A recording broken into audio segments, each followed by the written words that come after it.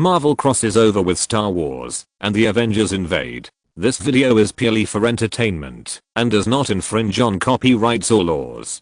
The rights to the novel and image belong to the original author. We do not claim ownership. Don't like waiting, and want to listen to this fanfic in full now? Subscribe to our Patreon, where you'll find the best fanfics. Chapter 1 Mysterious Base.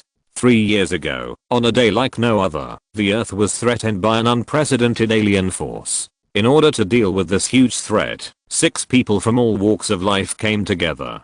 They put aside their egos, pride and beliefs, and became the sword and shield that the Earth needed. The Avengers, the most powerful team of heroes on Earth.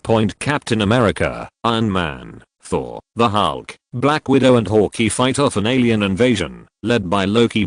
Months ago, the Avengers fought an evil artificial intelligence named Ultron created by Tony Stark, and since then, the Avengers have gone through a lot of changes. Now, the team is made up of new members led by some old faces. Captain America and Black Widow jointly lead the new Avengers, consisting of Sam Wilson, Falcon, veteran James Rhodes, War Machine, twins Pietro Maximoff, Quicksilver, and Wanda Maximoff, Scarlet Witch, and the Cyborg Vision, and also absorbed 2 fresh blood, Scott Lang, Ant-Man, and Hope Van Dyne, the Wasp. It has been 2 months since Ant-Man and the Wasp joined the Avengers, and all members of the team have been training, eating, and spending quality time together, while also doing what they love in their free time as usual. Of course, all this leisurely time soon came to an end. Captain Steve called an emergency meeting of all members. Captain America said very seriously at the table in the conference room. As everyone knows, Hydra has disappeared since the dissolution of S.H.I.E.L.D., but it has been active underground in the past 2 years with many splinter groups. Behind Cap, the observation screen opened, showing a European village surrounded by mountains, which looked all too familiar to several of the old League members. Screen now showed a metal gate built at the foot of the mountain. This is one of their secret bases. Captain America began to formulate a battle plan. Falcon, Quicksilver and Scarlet Witch, the 3 of you will be responsible for investigating this town. Try to find out if they have seen anything suspicious. Vision, War Machine, Wasp, the 3 of you are responsible for investigating the surrounding area. Captain America said to the second team, Black Widow, Ant-Man, you two come with me and find a way to get directly into this base. Before the other 2 groups come in, conduct a simple reconnaissance, mainly to find out what they are doing, and the locations of Hydra's other bases. Captain America said to the remaining 2 members, start to act. 10 minutes before arriving at the Hydra base, on the Quinjet, Falcon asked, any more information? Captain America was silent for a while and then said, it is said that this Hydra base contains the remains of an old friend of ours, Ultron. This herself shocked all the members. So we are facing the wreckage of Ultron. Black Widow muttered too. It's not the wreckage of Ultron, Captain America corrected. It's just a pile of scrap metal. Everyone looked at Captain America's determined eyes and instantly forgot their fear. In the blink of an eye, they all stared ahead with wide eyes in shock.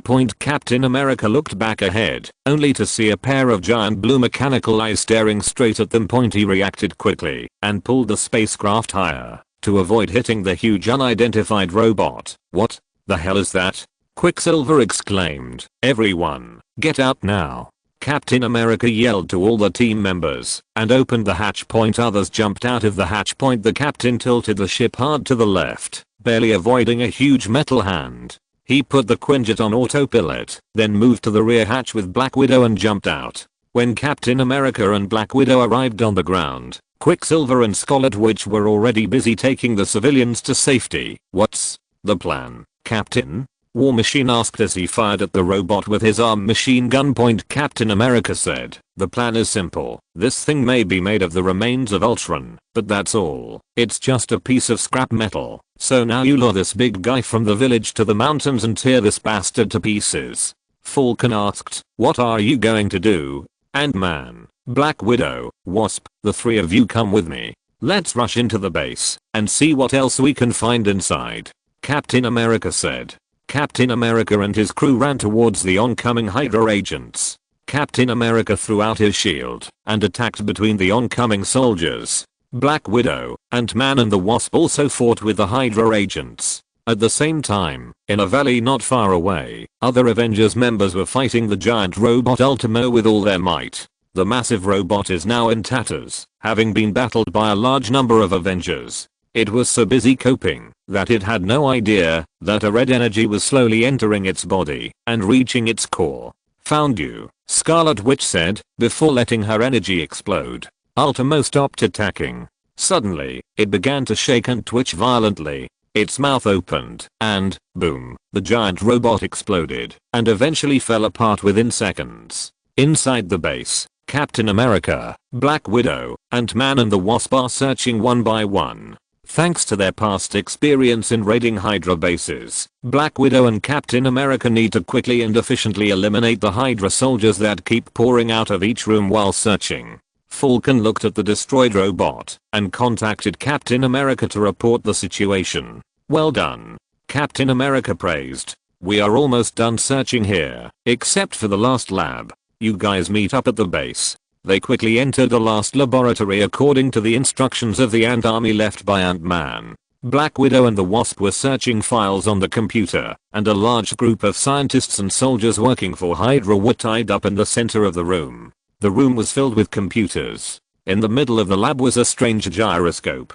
Lights were constantly flashing around the circular machine. The dim light gave the lab a mysterious air. "What the hell is this place?" War Machine muttered to himself. Everyone walked around in this laboratory, checking everything carefully, because they believed that this last mysterious laboratory must contain important things left by Hydra. Quicksilver knelt on one knee, looking at a screen. He tilted his head with interest and put his hand on the screen. Like most electronic screens, the screen could be operated by touch. Quicksilver scratched his head in thought before pressing the first icon that piqued his interest, which happened to be a video. The video shows the device being tested, and in the video Hydra scientists are seen spinning around the machine. In the center of the vortex, a strange energy substance can be clearly seen, and the scientists are talking in another language, seemingly talking about the machine. Then there were some tests in which one of the scientists lifted a bottle of water and dropped it into the swirling mass, and the bottle was sucked in, making some jarring noises. Quicksilver was fascinated by this magical scene and began to watch more videos, seeing Hydra scientists constantly throwing various objects into the vortex. The last video shows a Hydra soldier wearing some heavy tech armor with a rope tied to his back entering a mysterious energy vortex and completely disappearing with only the rope left in the vortex, which drives the scientists crazy, and they were still discussing it intensely before the video. In the playlist was interrupted. Quicksilver looked up at the strange gyroscope, placed in the center. After watching the video, he was now afraid and nervous about this thing. Quicksilver could only rack his brains to think about what it was for, but he still couldn't come up with an answer in the end. The rest of the Avengers, completely unaware of what Quicksilver had just witnessed, now surround Cap, who is on a line with Iron Man to discuss their findings. Suddenly, the room began to shake. The Avengers became nervous and prepared to defend themselves. The machine started up and started spinning rapidly. The door of the laboratory closed automatically. Captain America and several Avengers rushed to the door and tried to reach out to pull the handle, but were bounced back. Vision tried to turn into a transparent form to pass through the wall, but encountered the same result. This scared everyone in the Avengers, and they saw the mysterious gyroscope spinning faster and faster until it became a blur. The gyroscope created a spinning portal of blue-white energy, with electricity jumping around its structure. "Everyone, get together," Captain America shouted. When this group of people gathered together, the energy within the sphere had reached a critical point. Then it was gone in the blink of an eye, and energy suddenly exploded, engulfing all the members of the Avengers and blinding them temporarily. The last thing they saw was a bright light, and they felt themselves being pulled toward the center by a force of energy, and then they knew nothing more. The lights gradually dimmed, revealing an empty room, and the gyroscope slowed down until it slowly stopped spinning. There were messy wires hanging from the ceiling and the computer, and there was a lot of rubble on the ground. Finally, the room was silent except for the hum of electricity. Chapter 2 Welcome to Naboo. The piercing sound was the only memory in Captain America's mind when he woke up. He curled up on the ground and groaned in pain. A suffocating numbness surged through his body, almost making it impossible for him to concentrate. His hands subconsciously hugged his aching head. Captain America sat up with great effort and felt a solid wall behind him, against which he had been leaning. After slowly regaining consciousness, he rubbed his eyes, and after blinking several times, his vision slowly returned. Looking around, he found himself in an alley. When he stood up by willpower, he felt dizzy. He looked down and saw the shield lying quietly at his feet. Cap breathed a sigh of relief when he saw his weapons and comrades. Grabbing his shield from the ground and placing it on his back. A groan not far away caught Captain America's attention. He turned around and found that it was his good friend Falcon who fought alongside him. Captain America breathed a sigh of relief when he saw his teammate and quickly walked over to him and called out, "Captain?" Falcon asked doubtfully, then shook his head, trying to get rid of the dizziness that kept lingering in his mind. "What happened?" Captain America shook his head and helped Falcon to stand up, leaned weakly against the wall and asked, "Where are the others?" Captain America frowned and said, "I don't know. I just woke up too. You're the first person I saw. Do you remember anything?" Falcon rubbed his swollen head, concentrated on recalling the strange things that happened before, and said slowly, "I can only remember the laboratory in the Hydra base and the strange light, and the gyroscope spinning like crazy. Then, I woke up and came here." It seems that Falcon's situation is exactly the same as his. Captain America looked around, turned on his quantum communicator, and tried to contact everyone with a glimmer of hope, but all he got was silence. He gritted his teeth and tried again. "Whoever can hear, please speak." He was answered by another oppressive silence. "Black Widow? Ant-Man? War Machine?" Captain America tried again without giving up. "Captain, I haven't been able to contact anyone here either," Falcon said dejectedly. He was finally able to stand firmly now. Captain America sighed in frustration and looked up at the sky until a burst of laughter came. He turned and walked to the exit of the alley and found several children running past, seemingly chasing something. Did that mysterious gyroscope teleport us to some unknown place? Falcon speculated, staring at the surrounding area. "Maybe," Captain America said as he walked forward. "Now we can take it one step at a time." The two men walked out of the alley carefully and found that they were standing under a beautiful and strange building that they had never seen before. They were surrounded by aliens because they found that these people had long faces and fin-like ears. One or two of them had human appearance, but the exposed skin color was completely blue. Captain America and Falcon soon discovered some soldiers because they were wearing almost pure white armor that completely covered their bodies from head to toe, and each of them held a rifle in his hand. "Captain, we are definitely not in Kansas anymore," Falcon muttered to Captain America, who could only nod blankly. Looking around, he saw the soldiers in white armor and other civilians walking around. In the sky, spaceships were flying back and forth, and several spaceships were flying in one direction.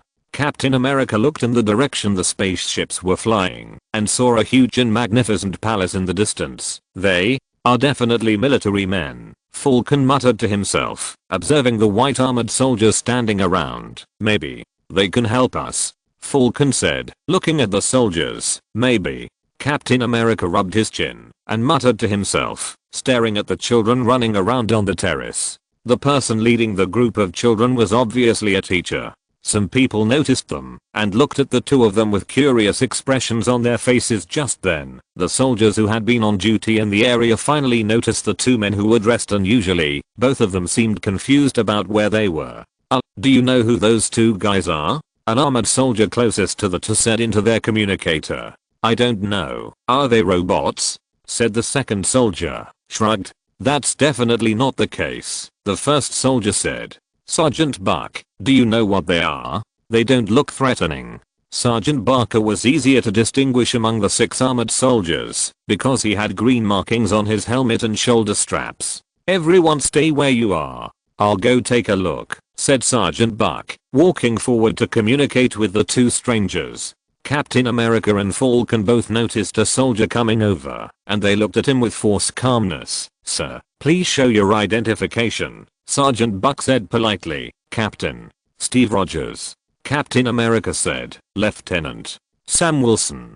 Falcon also said the same thing. Both men introduced themselves in crisp military style. They had no identification. However, after spending some time on this planet, Buck knew that certain situations required a frank approach to communication. "I'm Sergeant Barker of the Grand Army of the Galactic Republic," he introduced himself, saluting them both. Although he didn't know either of them, their tone and actions made it clear that they did hold rank. The two men glanced at each other, then took turns saluting Sergeant Buck. Sergeant Buck's eyes flashed with doubt. Apart from immigrants, not many people would make such a salute. "No offense to you," Captain America said, "but my companions and I are a bit helpless here." "What we mean by helpless is that we don't know where we are," Falcon said bluntly, looking at Sergeant Buck.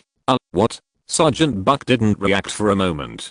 Captain America quickly put on a friendly smile and said warmly, "I can tell you, and promise you, that we are not here to cause trouble. We were on a mission, something unexpected happened, and the two of us found ourselves. Where the hell is this place, Sergeant?" Barker finally understood what the two were talking about and replied, "You are now indeed the capital of Naboo." "Naboo?" Captain America and Falcon repeated in confusion. "What is Naboo, Sergeant?" Buck stared at Captain America and Falcon, somewhat unconvinced that they would ask such a question, but he still patiently explained. "Naboo. Do you know Naboo? It is one of the most powerful allies and supporters of the Galactic Republic planet." Naboo was the only name the two Avengers remembered. They slowly turned around and looked at each other, trying to confirm whether they had heard Sergeant Buck correctly. "Another planet?" Falcon muttered to himself, trying to digest this news, which was difficult to accept for a while. "It seems that we now know what Hydra is doing, but it is meaningless to know it now." Captain America whispered bitterly. "Ah, you two okay?" Sergeant Buck asked with concern. "I'm sorry." Captain America lowered his head slightly and said, "Listen, Sergeant Buck, I'm not sure how we got here, but we are definitely not from this planet." Buck didn't show much surprise after hearing this. He said seriously, "I guessed it. From your clothes and words and deeds, you don't look like the Naboo here. Damn it." Falcon cursed in a low voice. "What should we do now?" "Let's not talk about the two of us. The key is that we don't know where the others are now," Captain America said in a rare frustrated tone. "I don't know either. All of this is extremely unfamiliar to me." Falcon shook his head and crossed his arms in thought. Chapter 3 Clone Legion. Buck couldn't help but feel sympathy for the two people standing in front of him. Both of them were obviously lost. He might have just met these two people not long ago, but he felt that as a soldier, it was necessary to help them. Sergeant Buck then called the other 5 soldiers of his squad over and introduced the 2 superheroes to his squad members. "Guys, this is Captain Steve Rogers and Lieutenant Sam Wilson," Sergeant Buck said. When they heard that the 2 men were soldiers, and their ranks were even higher than their sergeant captain, the 5 men immediately saluted the 2 men and shouted in unison, "Sir." Captain America and Falcon returned the greeting, while looking at them curiously, because these 6 people looked so similar, almost exactly the same. "You all look the same. Are you all brothers or something else?" Falcon asked bluntly. "Huh? Don't you understand us?" one of them asked doubtfully. "Sorry, we don't know what happened or where we are now," Captain America said honestly. "You know nothing about what's going on." "Really? The war with the Separatists? The Droid Legion? The Galactic Republic? Nothing?" another asked in the same voice. "Philip, don't ask so many questions at once. Give them a break," Sergeant Buck warned gently. "War? Robot army?" Falcon repeated a term he had never heard of before. "Where are we?" Buck thought for a moment and said to the 2, "Excuse me, but neither of you know anything about the Separatist war?" "Never heard of it. No matter how desperate we are, we will not leave our planet and run to an unknown planet full of war," Captain America said firmly. "I thought our planet was bad enough," Falcon said with a wry smile. A soldier on the far left said in a sharp tone, "Naboo is a very peaceful planet. It's nice and peaceful, beautiful under the night sky and beautiful during the day. You know, this planet is actually very stunning. Don't listen to him. Jolly fell in love with this planet the first time he arrived there and wants to retire here after the war." The soldier closest to the Falcon said with a smile. "Shut up, Rick." You're just jealous that you can't see the beauty of this world. The soldier named Jolly snorted. All I see is boredom. Right, Parker? Rick shot back. Almost. Parker agreed with a smile. There was a lively discussion among the soldiers, mixed with laughter, and Buck just shook his head at the childish behavior of his squad members. Captain America was infected by the familiar laughter and a feeling of nostalgia surged in his heart. He looked at the white armored soldiers playing and laughing. In his mind, he seemed to hear the familiar sounds of gunfire and explosions, and then the familiar laughter. It was the laughter of his comrades who had been separated not long ago. Unfortunately, he didn't know where they were now, or whether they were still alive. The joyful discussion ended only when their sergeant stepped in to stop it. I have a question. Are you all brothers? Because you all look alike. Falcon said to the soldiers. Yes, sir. We are all brothers, in a sense, Jolly said, removing his helmet. When they saw 6 people take off their helmets, revealing 6 identical faces, Captain America and Falcon widened their eyes in surprise. Are you clones or something? Falcon asked. Yes, we are all members of the Galactic Republic's Clone Corps, Philip said with a smile. Clone Corps? Captain America whispered. He rubbed his confused head. He was a little bewildered by so much information that he had never heard of before in such a short period of time. Buck saw this and stepped forward and said, don't think too much. I'll show you around. Your suggestion is indeed good. We can't just stand here all the time. It won't solve any problems. Falcon nodded to Buck and said. Buck put his helmet back on and said, no problem. Please follow us, sir. Captain America was amused by his address and said with a smile, you don't need to call us that. We are not your commanders. We are used to it, sir, said Philip. Afterwards, they followed the team of soldiers to a place that looked like a shopping mall. It was bustling with people, humans and other aliens that Captain America and Falcon had never seen before were talking and trading. The mall was filled with a lively and peaceful atmosphere. Captain America and Falcon spotted some other clone troopers in the crowd, standing out because of their identical white armor. Captain America looked at this strange environment with interest as he walked. He really wished he had a drawing board with him and could draw everything here. When he was immersed in his own world, he suddenly felt someone bump into his leg, interrupting his thoughts. Captain America looked down and saw a little girl with wavy light brown hair and a crown on her head sitting on the ground. I'm sorry, Captain America said gently, helping the girl to her feet. It's okay, this is for you. I'm sorry I bumped into you. The little girl said nonchalantly, giving him a bright smile. Captain America looked at the bouquet of flowers the little girl handed to him, smiled at her and said, thank you for your gift. Then he said curiously, you seem to have bought a lot of things. Yes, because today is a very special day. The little girl nodded vigorously. What? Special day? My friends and I are not from Naboo, so we don't know about this special day. Oh. Because today is the 10th anniversary of the unification of the Naboo and Gungan tribes. The little girl said excitedly, standing on tiptoe. I was wondering why this planet is called Naboo. I see. Captain America nodded, then pointed to an amphibian with fin ears not far away and asked, are those people the Gungans? The girl nodded. You're very smart. Captain America praised. Captain America's words of praise made the little girl's eyes light up. What's your name?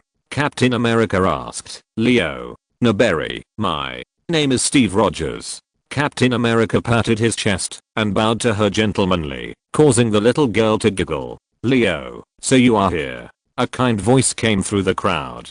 Captain America and Falcon both turned around and saw a middle-aged woman walking up to them and looking at the girl named Leo. Sorry, Mom, I made a new friend. Leo said shyly, looking up at Captain America so that her mother would know who her new friend was. I hope my daughter hasn't caused you any trouble, Leo's mother said kindly. No, in fact, Captain America said, holding up the flowers Leo gave him. She also gave me a welcome to Naboo gift. The mother looked down and gave her little girl an appreciative smile, while Leo seemed even more shy at being noticed by so many people. Nice to meet you, Leo's mother said. Steve Rogers.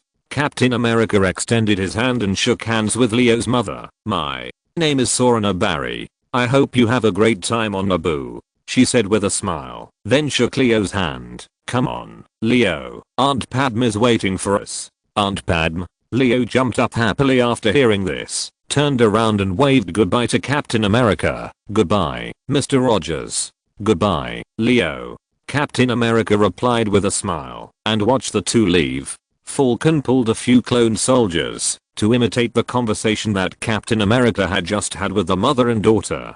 Captain America glared at Falcon, and the other clone soldiers laughed. They didn't expect that they would establish a simple friendship with two strangers who had known each other for less than an hour. This might be the pure friendship between soldiers. Captain America shook his head, pretending to be annoyed, when something in the distance that was inconsistent with this peaceful and harmonious city caught his attention. Sergeant Buck, what are those? Captain America said very seriously. Buck frowned and turned to the direction Captain America pointed. After seeing clearly, he cursed in a low voice, "It's those damn Separatists." At the same time, he raised the rifle in his hand and shouted, "Separatists are entering the country." When Sergeant Buck shouted this, there was chaos all around. The clone soldiers who were patrolling and standing guard hurried into action. Some soldiers took civilians away from the upcoming war, while the rest of the soldiers either opened fire or moved to other locations to hide and prepare for the upcoming battle. What are they going to do? This is the stronghold of the Galactic Republic. We have an entire powerful fleet defending the planet Naboo. Philip shouted. Vulture robot. Parker suddenly shouted. There were a dozen oddly shaped clamp-shaped spacecraft in the sky, and they were flying rapidly toward the city below. From the bottom of the Vulture robot came many small glowing spheres, which fell down and began to explode one after another. The sounds of civilians screaming and running for their lives began to fill the air along with the sounds of blaster fire. What the hell is going on? Why are they attacking civilians? Falcon exclaimed in disbelief. Those damn Separatists don't care about lives at all. Buck roared and started firing back with his gun. Then let's show those lunatics what happens when they annoy the Galactic Republic's army, Parker said, excited about the battle scene in front of him. Looks like we'll soon be able to get some results with these damn robots. Rick pointed to the robot loader, which had managed to get close to the ground on the other side of the mall, and was temporarily hovering at a low altitude, looking for a suitable landing position, when suddenly it began to be bombarded by missiles. Our fleet is out as well. Jolly waved his fist in the direction of the aerial gunships and ARC 170 starfighters that were engaging the Separatist Air Force. We must move now. The people of Naboo are under attack. Let's do our best to fight those lunatics. Buck ordered. Point then, 6 clone troopers sprang into action. Chapter 4. The attack on Naboo. The sudden attack caused the two Avengers to fall into a brief shock until Captain America and Falcon found a man who was attacked and struggling on the ground. Out of instinct, Captain America quickly moved to the man's side to help him escape from the battle. What should we do, Captain? Falcon asked. He was now on high alert and kept his eyes on the sky. He could see the huge ship flying into view in the distance, while other smaller ships flew towards the ground. Let's help these civilians and take them to a safe place, Captain America said instinctively. The two began to run, chasing the clone trooper they had just spoken to. They heard an explosion ahead and quickened their pace. Turning a corner, all that came into view was complete chaos. Robots of all shapes and sizes were everywhere, firing at the white armored soldiers of Naboo, while civilians were fleeing in panic. The American team found Sergeant Buck and his team using a pile of rubble and a nearby store as cover, with Jolly bandaging a wound on his arm. They were facing a large group of robots that were slowly approaching their position. Falcon, move, Captain America said immediately upon seeing this, grabbed his shield, and starting to move. Falcon spread his metal wings, flew into the sky, and strafed the robots on the ground with 2 Steer submachine guns. Captain America sprinted at full speed, swung the shield in his hand hard, and the rotating shield easily split the robot in half. What was that? These were the last words uttered by one of the robots as it was decapitated by the shield. Falcon saw that the submachine gun had too little killing power, so he changed his strategy and began to swoop down from the air and attack the robots with his metal wings. A bunch of robots were smashed into the wall and turned into pieces. Falcon did not rest. He grabbed 2 guns on the ground, thinking they would be much more effective than his steer submachine gun, and immediately began firing at the robots while flying into the sky, preparing for the next round of dive attack. At the same time, Sergeant Buck, his team members and other clone warriors witnessed this scene, and they all widened their eyes in surprise. "Oh my god, who are those two guys?" Clone Soldier Chuck shouted in shock. "I don't know, but right now I don't care who they are, because they're attacking those robots like a hurricane," Rook said excitedly. Buck came out of the bunker and shouted, "Brothers, move forward." The nearby clones followed closely and began to counterattack the attacking robot army. Captain America fought side by side with Falcon and destroyed countless robots. "Hey, who are those two people?" asked one of the robots. "I don't know. They are definitely not clones," said another robot. "Ah, they GD. It doesn't look like it. I've never seen a GD with such abilities." The conversation between the robots was quickly ended by Cap's shield, which spun rapidly back to his hand, and Cap quickly rushed forward, grabbed a robot by the neck, and threw it easily into another group of robots, and then Falcon flew over and smashed them all into pieces. Buck and his team also joined Captain America's action.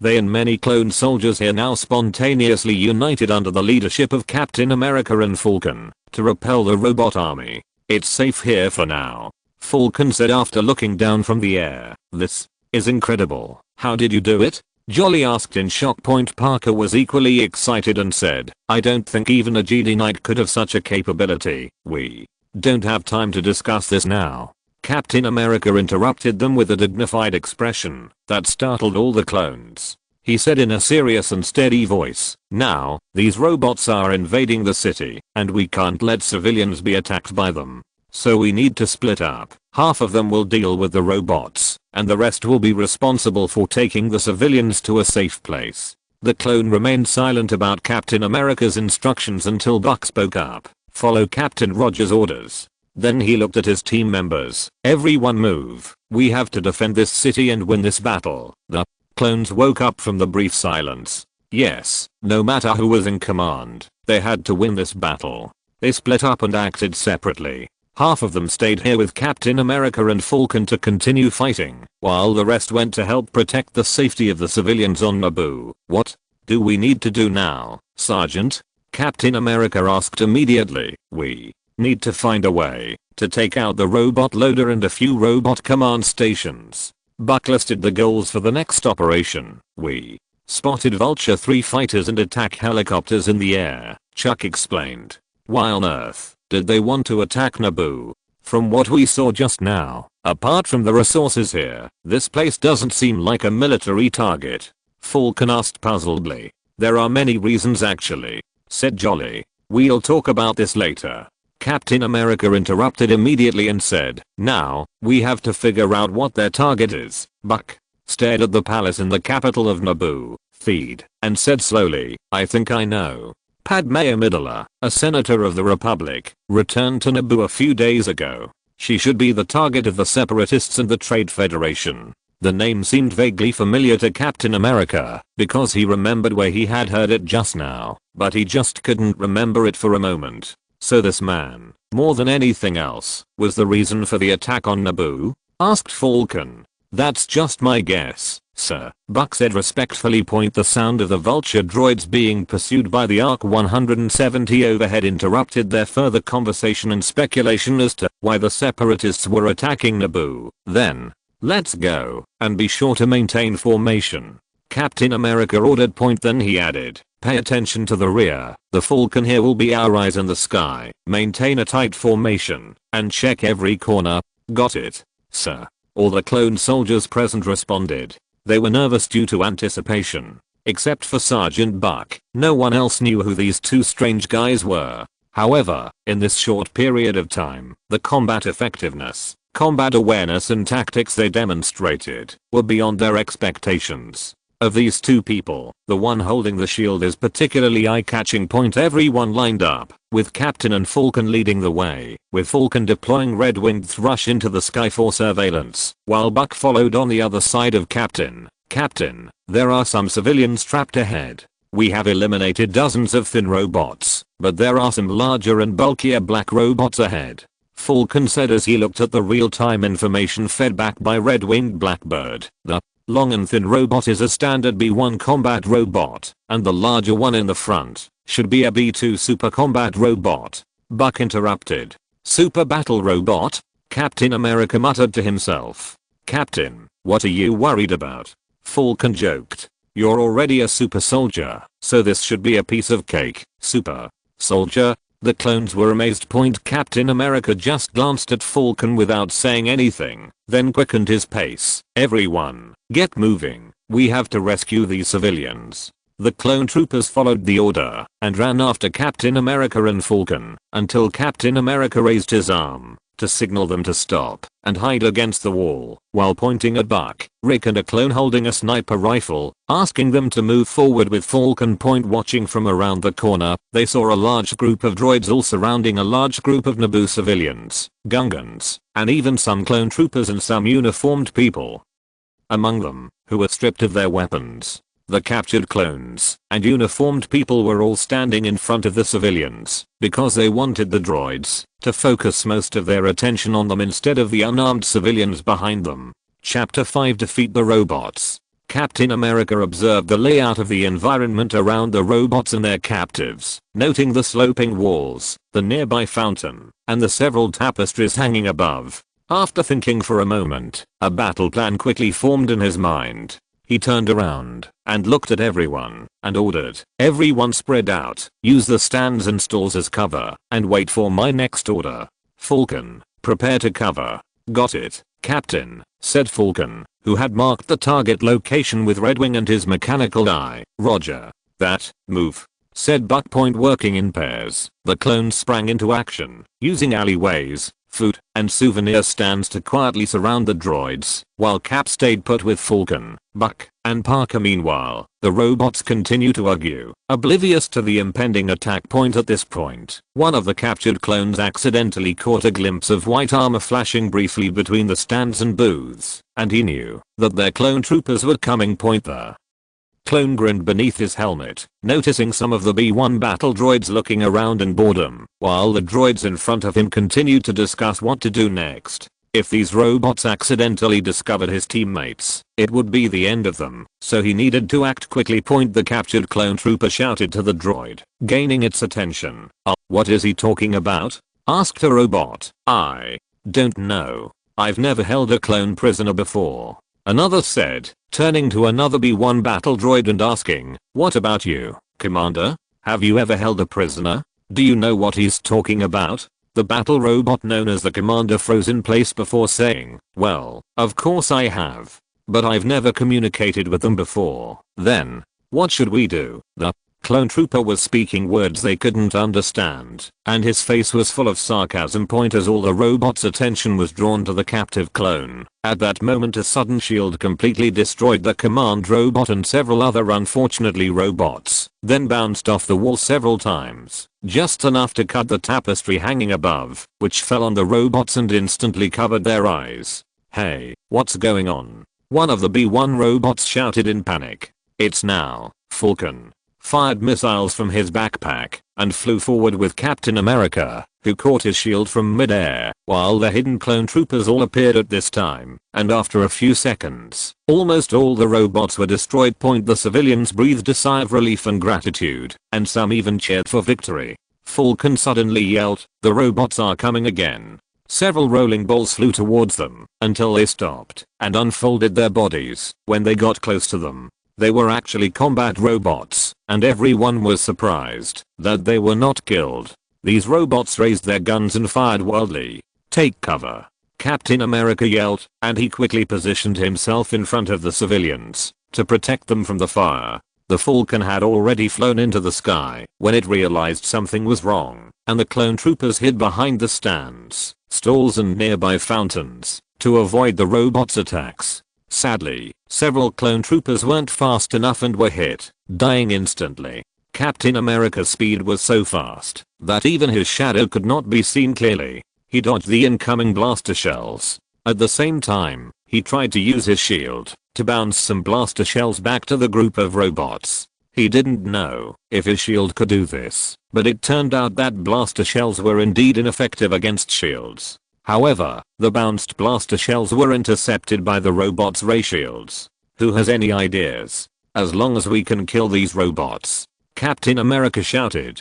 Rick said loudly, "Sir, their ray shields can reflect regular blaster fire, but if the physical speed is fast enough, it can penetrate their shields." "Did you hear that, Falcon?" Captain America whispered. "Got it, Captain." Falcon replied in the air. He swooped down quickly from above and directly smashed a robot to pieces. This time, the smashed robot did not resurrect. Rick's idea of how to destroy the robot was proven correct, because Falcon just combined his gravity, downward speed, and inertia to smash through the robot. Then, he quickly flew into the air for the next round of impact. "It's safe here," Falcon said loudly, after completing round after round of impact. Captain America was confirming whether the civilians here were safe, when suddenly, "Mr. Rogers?" said a small gentle voice. Captain America blinked and saw a little girl walking through the crowd. It was none other than Leona Barry. "Leo?" Captain America said in surprise, then walked up to her and saw her mother Sora also appeared in the crowd, standing behind her daughter. "Did you defeat those bad robots?" Leo asked, looking up at him in awe. "I just provided some help." Captain America squatted in front of the little girl and said with a smile, then took out the flowers she gave him and shook them. Leo smiled happily, and her mother Sora also smiled gratefully. "Thank you so much," Sora said seriously. "Don't say that."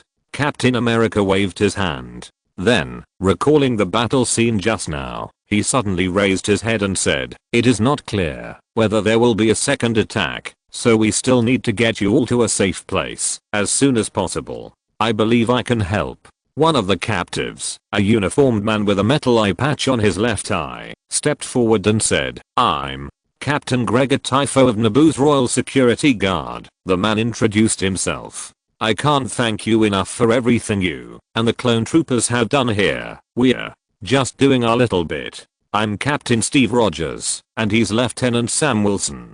Captain America said modestly, and introduced himself. Gregor said respectfully, "Captain Rogers, I think the best thing to do right now is to follow me and my men back to the Ed's palace. That is the strongest point in the city, and the safest place for these civilians and our troops to hold out until reinforcement from the Galactic Republic arrive." "What about the people in other parts of the city?" Falcon suddenly interrupted. "I understand your concerns, sir, but the people here, myself included, understand that protecting the safety of the royal family is of utmost importance," Gregor retorted. "The royal family?" Captain America said confused, until Gregor looked at Sora and Leo. Before Cap can say anything more, a vulture robot falls from the fountain, crushing several clones in the process. "Damn it." Captain America looked at the palace in the distance, then looked at the civilians and cursed. "Alright, form a formation around the civilians." Captain America took the initiative and trotted over to assist one of the injured clones, then said, "The injured and children go in the middle. Keep close to the walls and alleys. Everyone stay alert and don't stray from the group." "Gregor, do you know the fastest route to the palace?" "Of course I do, Captain," Gregor replied. "Then lead the way." Captain America gestured to move forward. "Falcon, is the Red Wing still in the sky?" "Yes, I am," Falcon replied briefly. "Keep the latest situation updated," Captain America said, turning his attention back to the civilians and little Leo. Then he ordered, "Everyone, move." Chapter 6, Padme Amidala appears. The magnificent palace of Theed, the capital of Naboo, was in chaos. Many magnificent buildings were destroyed, and the sounds of battle were as clear as day, echoing in the windows and entrances. There was a group of people in the magnificent hall, all of whom were guarded by Naboo security guards and clone troopers. Anti-aircraft guns were put to good use, as were the protective shields installed soon after the outbreak of the war. While it protects the group from stray bullets, the droid starfighters can easily penetrate the shield, so they need to use their guns to fight off the fighters. Clones and security personnel were stationed at every entrance and exit, holding their ground against wave after palace wave of robot attacks. The guards and security forces fought back fiercely, as it would be a serious dereliction of duty for them not to allow even an inch of the palace to fall into the hands of the Separatists. At the center of the group stood a beautiful woman, who was Padme Amidala, the Galactic Republic senator mentioned by Sergeant Buck, and her friend, Senator Bail Organa, her student and new Senate representative, Rio Chachi, her brother-in-law, Dareed Nabari, and his young daughter Puja Nabari. Like Dareed, she found the CIS's brazen attack on Naboo in disbelief, especially now that her sisters Sora Nabari and Leo were missing. Padme held her blaster, her eyes focused and stoic, but she was heartbroken and angry that her home planet of Naboo had been attacked by battle droids again. From all the Separatist actions, Padme could vaguely guess who had launched such a brutal war against her homeland. She wanted to go out and fight, but she knew it would be wiser to stay here and assist the Queen in maintaining security within the halls. This is not the diplomatic outcome I expected, Rio Chachi said with a wry smile, looking a little nervous. Well, this isn't the first time I've faced the Separatists, Padme said dryly. This is the second time they've tried to invade Naboo. The first time was 10 years ago, right? Rio Chachi asked.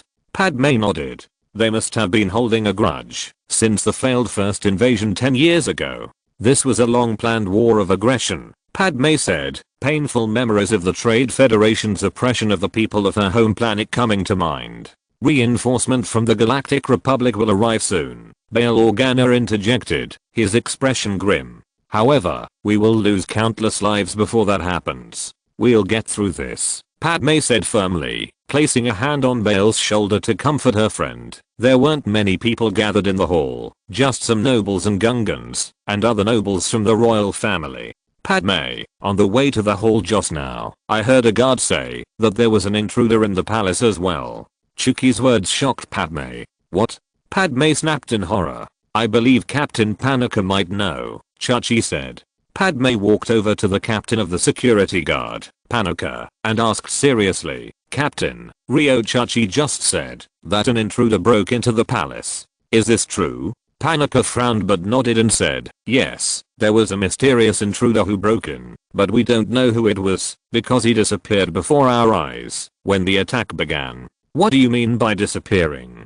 Bail Organa asked. Like becoming invisible? I don't know how to describe it, Panaka said, frowning. It's more like, is anyone there? Please reply if you hear me, Captain Panaka. A voice suddenly came from the communicator. Panaka recognized the voice immediately. Gregor, Panaka said with relief. Thank God, you're okay. Where are you? How's the city, Captain? Panaka, it's chaos out there, but we are holding on, Gregor replied. I'm on my way to the palace right now with my squad, a group of clones, and a bunch of civilians, including Senator Lady Padme's sister and niece. Hearing this, Padme finally breathed a sigh of relief. Panaka continued to ask into the communicator. Gregor, how far are you from the palace now? Not far away, just a few more. Suddenly, the sound of gunfire came from the communicator. Gregor, Panaka shouted in panic. Artillery. Fire is coming. Gregor's voice came from the communicator, and then the voice in the communicator became another person. You,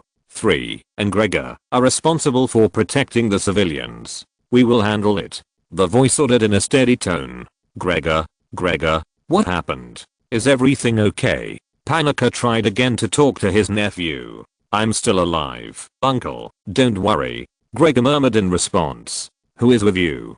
Padme couldn't help but ask. Senator Amidala? Gregor asked, then said respectfully, it's nice to hear your voice. That was Captain Rogers just now. He and his comrade, Lieutenant Wilson, have been assisting us in bringing civilians and your family to the palace. He has saved us several times, and these two men are as capable as Jedi Knights, Madam Senator. I will thank them both in person when they arrive at the palace, Padme said. And you, Gregor, you bring everyone here. It's safer here for now. Guaranteed to complete the mission. Gregor hung up the communicator, and Padme clenched her fists tightly. We should find a way to help them, Padme said firmly. If the palace is occupied by the enemy, we will have no choice but to escape, and the result will only be worse. So please don't be impulsive, Senator. We should hold the palace and wait for reinforcement from the Galactic Republic to support us, Panika said. In order to convince Padme, Panika added, your friend Senator Organa thinks so too. Padme remained silent with an expressionless face. She knew that Panika was right. If the palace fell, there would be no safe place on the entire planet Naboo. He has a point, you know, Organa said with a shrug. Senator Organa, why didn't I realize you were so eloquent before?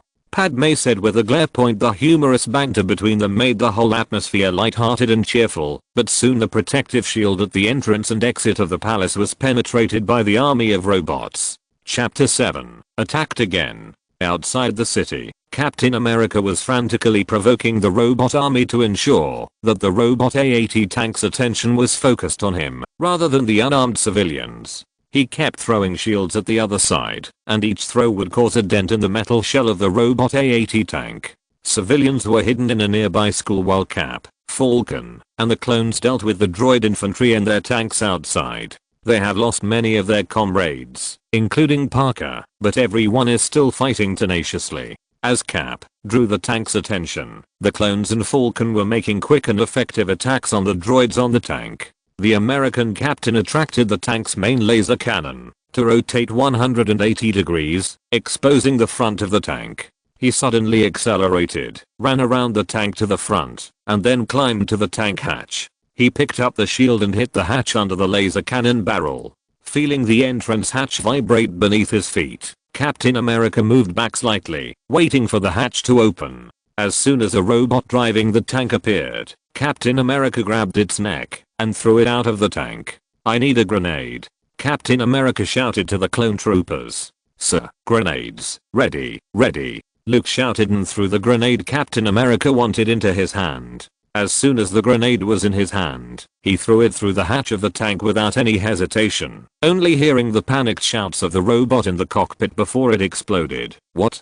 Beautiful fireworks, Jolly said as he looked at the exploded tank. Then he looked at Captain America and Falcon in the distance and exclaimed, these two glad guys are so scary. Brother, I'm really that both of them are on our side.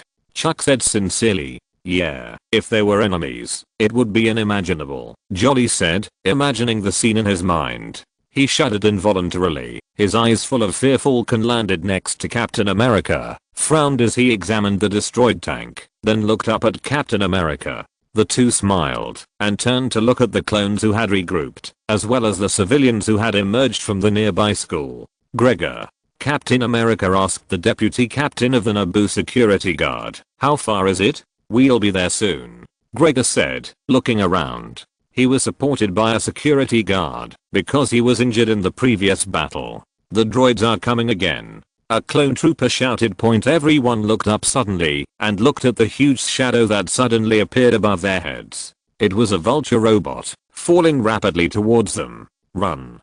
Captain America shouted loudly, and everyone was scrambling to run away as fast as they could. The vulture droids crashed into the building they were using for cover, sending rubble and rocks flying everywhere. Captain America gritted his teeth and quickly stood up from the rubble in a slightly embarrassed manner. He looked around and checked the damage. All around him were people struggling to stand up, now tending to their wounds, and some even lying on the ground unable to move at all. They included some clones and Naboo security guards and civilians. In order to prevent the injured from fleeing in panic, Captain America also joined the team treating the wounded. Thankfully, the Falcon was in the air at the time and was unharmed. It has now returned to the team and is helping those in need. Some uninjured clones also joined in to assist Captain America and Falcon. However, several clones were killed in the attack, along with Naboo security personnel, including 6 civilians. After helping an old man up, Captain America suddenly widened his eyes and looked at the ruins not far away and quickly ran towards 2 people lying motionless in the ruins. Sora, Captain America called nervously. Leo? His heart was pounding. He knew that these 2 people were members of the royal family of Naboo. If anything happened to the mother and daughter, he and Falcon would have a hard time on Naboo. He nervously put his fingers on Sora's neck and he breathed a sigh of relief when he felt her pulse. Leo was also moaning beside him and slowly opening his eyes. Mr. Rogers? Leo said weakly. Hey, little princess, Captain America said kindly. Then he grabbed her hand and carefully helped her up. Leo saw his mother lying on the ground and called out anxiously, "Mom, your mother is fine. She just fell asleep." Captain America comforted her, then walked to Sora, who was still unconscious. Looking at the bruises on her head, he guessed that she must have fainted from the impact. Then Captain America put a shield on the ground and picked her up. "Leo," Captain America said as he squatted down, "can you climb on my back and hold on to me tight?" Leo looked at Cap and nodded firmly, but there was still fear in her eyes. "Captain." Falcon helped Sergeant Buck to his side. "Falcon, what's going on?" Captain America asked. "I've lost 4 more of my brothers, sir," Buck said bitterly, "and 8 civilians and 3 security guards. Do you think we can walk to the palace?" Captain America asked. "We are very close to the palace." Gregor's painful voice came from the side. Captain America and Falcon looked at Gregor, who was supported by the security guards. Gregor looked at Captain America weakly and said, "If we leave now, we will reach the palace in a few minutes." "Okay, is ready to go?" Captain America asked, looking at everyone. "We are ready," Gregor said, and then he looked at everyone and added firmly, "And if we don't get to the palace, we will die. Then let's move on now." Captain America gave the order. If you're listening to this novel on a channel other than Fanfic World, it means they downloaded and uploaded it without effort. We cordially invite you to visit our channel, Mundo Fanfic Novelos. There you'll find the original version of this story and you can explore many other novels of various genres. We're waiting for you to immerse yourself in a world of incredible novels. Chapter 8: Captain America's first meeting with the Queen of Naboo. There is a huge roadblock at the east entrance of the palace, with clone soldiers and royal guards guarding every position, who are desperately resisting the attack of the robot army. Although the number of robot armies is large, the clones and guards have tenacious perseverance. At this moment, they burst out with strong fighting spirit and fight against the robots. They had been fighting for some time, and although the number of robots had been greatly reduced compared to before, they still far outnumbered the guards. Suddenly, a laser missile fell from above, and at the same time a shield flew over and smashed a large number of robots into pieces, and at the same time, countless artillery sounds came from behind. The palace guards and clones paused their fire for a moment, expressions of surprise on their faces as they looked to see who had come to support them. The robot army was quickly defeated by the reinforcement, but this reinforcement did not immediately enter the palace. Instead, they turned and ran to the corner where they first appeared. Then the palace guards saw some clone soldiers and some security guards guiding and helping many civilians to walk towards the palace in an orderly manner, some of whom were obviously injured. The guards quickly opened the barricades, and then the clones and guards stationed at the palace rushed out to assist their brothers and comrades, opening a defensive corridor for the unarmed civilians. Leading the group were 2 distinctive humans, one holding a clone sergeant, while the other held an unconscious woman in his arms and a little girl on his back, her tiny hands clinging to his back. Naboo guards were responsible for taking civilians and the injured to safe areas for treatment. Seeing this scene, everyone felt that the situation on Naboo might be improving. Inside the palace, the news that the droids were defeated quickly reached Padme, and Gregor and a group of clones, guards, and civilians finally arrived at the relatively safe palace. Although they were injured, their lives were not in danger. This was the best news Padme had ever heard. Padme hurried off, escorted by Captain Panaka, to the palace's medical wing point. As soon as she entered the room, she was greeted by a group of injured clones, guards and civilians, all lying on beds, with medical staff tending to their wounds. It didn't take long for her to find her sister Sora, lying unconscious on the bed with a bandage wrapped around her head, and her niece Leo standing beside the bed. However, she did not recognize the tall man standing next to little Leo, who was holding her hand tightly. The man seemed to care about Leo very much, stroking Leo's head to comfort her, then squatting down to wipe away little Leo's tears, and whispering something to Leo. Another man next to them also caught Padme's attention. The man was also wearing strange clothes and equipment, and was talking to Gregor and a clone sergeant. "Leo," Padme called excitedly. When Leo turned around and saw the woman, the tears she had been holding back finally fell, and she cried and rushed into the woman's open arms, hugged her tightly, and shouted, "Auntie, I was really worried." Padme said as she hugged Leo and patted her back gently. Mom is hurt, Leo said, tears streaming from her eyes. It's okay, Mom will be fine. Padme comforted Leo. Ah. You Senator Amidala, Padme was startled by the sudden voice. She looked up and found that it was the stranger who was holding Leo's hand. This is my aunt, Padme, Leo said happily to the man, looking up at him with a smile on his face. That's good. Captain America said kindly, gave her a warm smile, and then instructed, I hope you don't run around before your mother wakes up. Leo nodded obediently, and she turned to hug Padme again. If it's convenient, could you tell me who you are? Padme stood up holding Leo, and asked Captain America politely. Steve Rogers. Captain America introduced himself. The man behind me is my friend and comrade Sam Wilson, Senator Amidala. We are able to come back alive thanks to these two. Gregor limped to Padme and said solemnly, I thought you weren't back, Captain Gregor. Captain America looked at Gregor standing in front of him, and made a rare joke. My duty is to protect the safety of Ms. Amidala and her family. At the same time, I have to come back alive and report your contributions in this battle truthfully. Otherwise, your contributions will be buried. Gregor also said jokingly. Did Falcon tell you to say that? Captain America asked knowingly. There's absolutely no need for that. I was planning to say this from the beginning. This is the fact.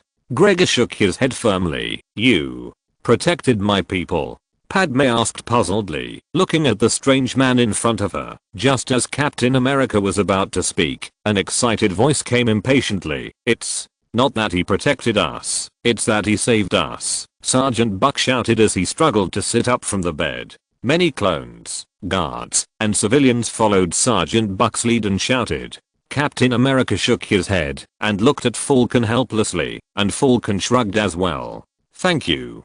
Padme said earnestly, thank you so much. Although this is the first time we meet, my gratitude to you is eternal. Don't say that. We are just doing the best we can to do what anyone would do, said Captain America. You saved my niece, my sister, my people, and my closest friend. Padme looked at Captain America with gratitude and said seriously, you can call me Padme, Mr. Rogers. After settling everything here, Captain America and Falcon, led by Padme, came to the palace hall, where many senior officials, politicians, and nobles of the planet Naboo gathered. Padme kindly introduced Captain America and Falcon to many people, including Senator Organa and Chucky. Senator Amidala, Steve said to Padme after greeting everyone here, although I'm happy to see so many people here, the palace is still under attack outside, and many innocent lives are still in danger. Do you have any plans? Yes, Padme replied immediately. The Gungans who are allied with us can help us, but I'm worried that they may have been attacked by the Separatists. Although the main target of these invaders is the capital, Invade, it is not ruled out that they will attack the Gungan settlement, the swamp. How do we deal with those spaceships outside? Asked Falcon. The invaders are not as strong as we thought, and our defense fleet is also very powerful. However, considering that so many robots were able to successfully invade despite our powerful defense, I'm afraid this stalemate will not last long. Padme admitted reluctantly. Except for the Gungan habitat and some other special places, the palace is currently the safest place. In this case, we need to go out and escort those who are in the war outside to the palace, including clones and civilians. Captain America said firmly, otherwise, all the clones and civilians outside the palace will die. Falcon echoed. Oh my god, these are two true heroes. Suddenly, a shrill and sarcastic female voice echoed in the hall. Chapter 9, Ventress the Assassin. Many people in the hall tensed at this sudden, shrill laughter, and at this moment a cloaked woman descended from the ceiling above. The mysterious person who suddenly appeared, took off her cloak, revealing a thin, pale face. She stared at Captain America and Falcon with interest, then slowly gazed at everyone gathered in the room. Too many supporters of the Galactic Republic have gathered here, the pale woman said with an evil smile on her face. Her eyes fell on Padme, who quietly placed her hand on her blaster. I can't believe my luck. Senator Amidala, it's an honor to meet you. She bowed gracefully, then said, Count Dooku and Viceroy Gunray would be more than willing to speak to you in person. I know who you are. You are the assassin under Dooku, Ventress. Padme stared at the pale woman. Oh, you know me, Ventress said, feigning surprise. Then you should get to know me better before I take you away and kill your friends. You can't take her away. Captain America walked up to Padme and said firmly, with Falcon also standing beside Captain America. By this time, the clones and guards in the room had their weapons trained on the uninvited guest, causing Asajj Ventress to grin. Please don't do anything drastic, boys, Ventress said lightly. When she released the Force, she knocked down many people in an instant. Captain America instinctively raised his shield to block in front of him, and Falcon instantly spread his metal wings and took off. Ventress frowned as she looked at Captain America and Falcon, who were not affected by her Force attack. She's very powerful, Falcon said warily as he pulled out his gun.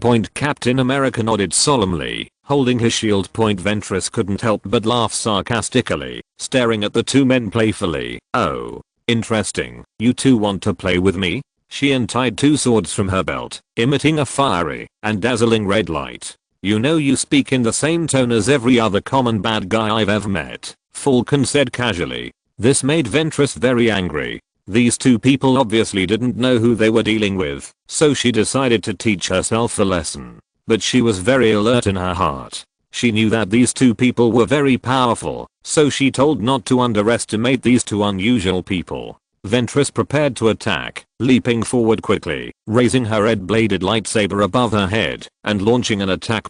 She initially thought the man would be thrown off by her speed, but was surprised at how quickly he reacted, dodging the attack from her red-bladed lightsaber before quickly reaching her and kicking her in the stomach, sending her back a long way. After landing, she suddenly realized the danger was coming, and she raised her lightsaber reflexively to protect herself from the bullets fired at her by Falcon. However, she didn't expect that the bullets did not deflect under the red-bladed lightsaber as expected, but melted instantly, and several hot liquefied metal balls stuck to her skin. Then, Ventress roared in pain, and at the same time, did not forget to mobilize the Force to the Falcon. The Falcon spread its wings as if prepared, dodged the attack, and stood steadily in the air. Ventress looked up at him and sneered. Birdman, you must be from the rather backward Death Star to use those pathetic toys. Really? Then why did your face get burned by this backward toy? Falcon taunted.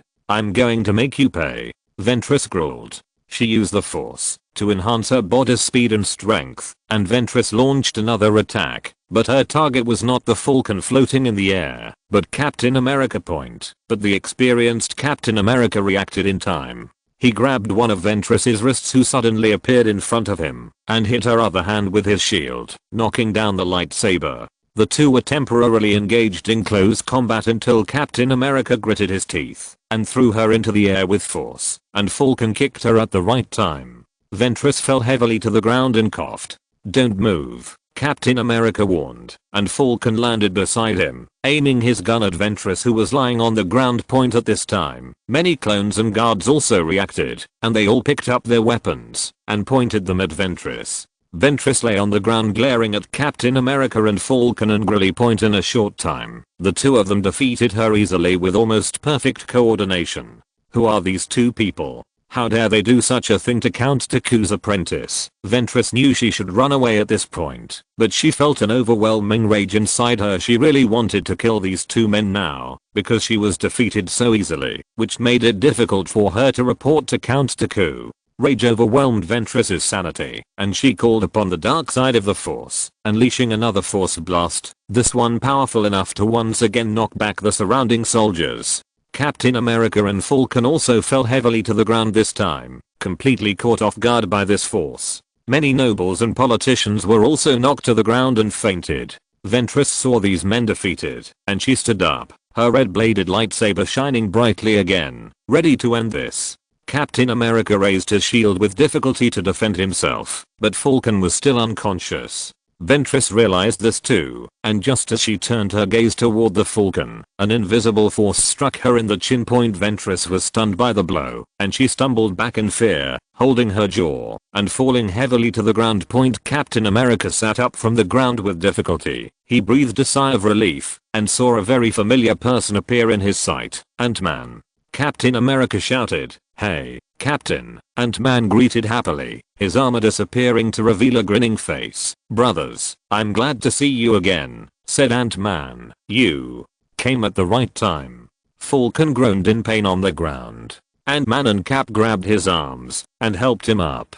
"Captain, I know now is not the time to talk about this, but who is she? Where are we? Where are the others?" Ant-Man asked hurriedly. "Ant-Man, we'll discuss this later," Captain America said, staring at Ventress, who stumbled to her feet. "We have to deal with her first." "Yeah, but that makes sense," Ant-Man said quickly, the armor reappearing on him. Falcon spread his metal wings again, gun in hand, and hovered above, ready to act. Ventress knew exactly what position she was in. The new guy had shown a strength she had never seen before, and combined with the other two's excellent fighting skills, she realized that if she continued like this, she would definitely lose. So the only meaningful thing she can do now is to escape. Ventress immediately pulled a smoke bomb from her belt and threw it into the hall, disappearing instantly, leaving the three of them staring in a daze at the place where she once stood. "This is incredible." Falcon pondered and put away his gun. "But we scared her away, didn't we?" Ant-Man said with a shrug. "Yeah," Cap muttered, placing his shield back on his back, his eyes narrowing at the thought of this Ventress, until he could feel many eyes on him. Captain America turned and looked at the gathered crowd. He saw that everyone's eyes were wide open in shock, and the expressions on their faces were pure surprise and awe.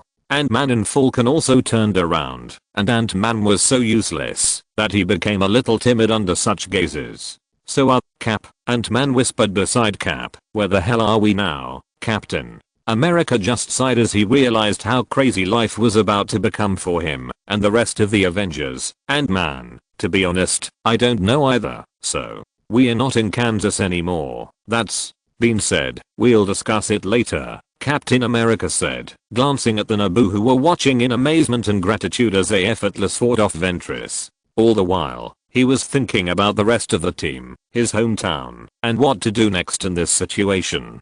But now he understands that this is nothing compared to the huge changes caused by the Avengers members suddenly traveling through the galaxy, because he believes that no matter where each member of the Avengers travels to, they will fight to uphold justice. Chapter 10, The Jedi Order. Anakin Skywalker, Jedi Knight of the Jedi Order, stands on the bridge of his personal ship, the Endurance. He was surrounded by clone pilots and troopers, busy maintaining the ship's functionality, communications, and making sure to remain vigilant for any separatist movements or attacks. It was a stressful job, but such was the life of a Jedi. More than a decade ago, Anakin was just a slave boy on Tatooine. He was just a small shuttle racer, but now he has grown into the commander-in-chief of the Galactic Republic's army. Thinking of Tatooine, Anakin thought of his gentle and peaceful mother, Shmi Skywalker, and closed his eyes to try to hide the pain of her loss. "Master, okay," Anakin glanced at his apprentice, Ahsoka Tano, who stood beside him, looking up at him with concern.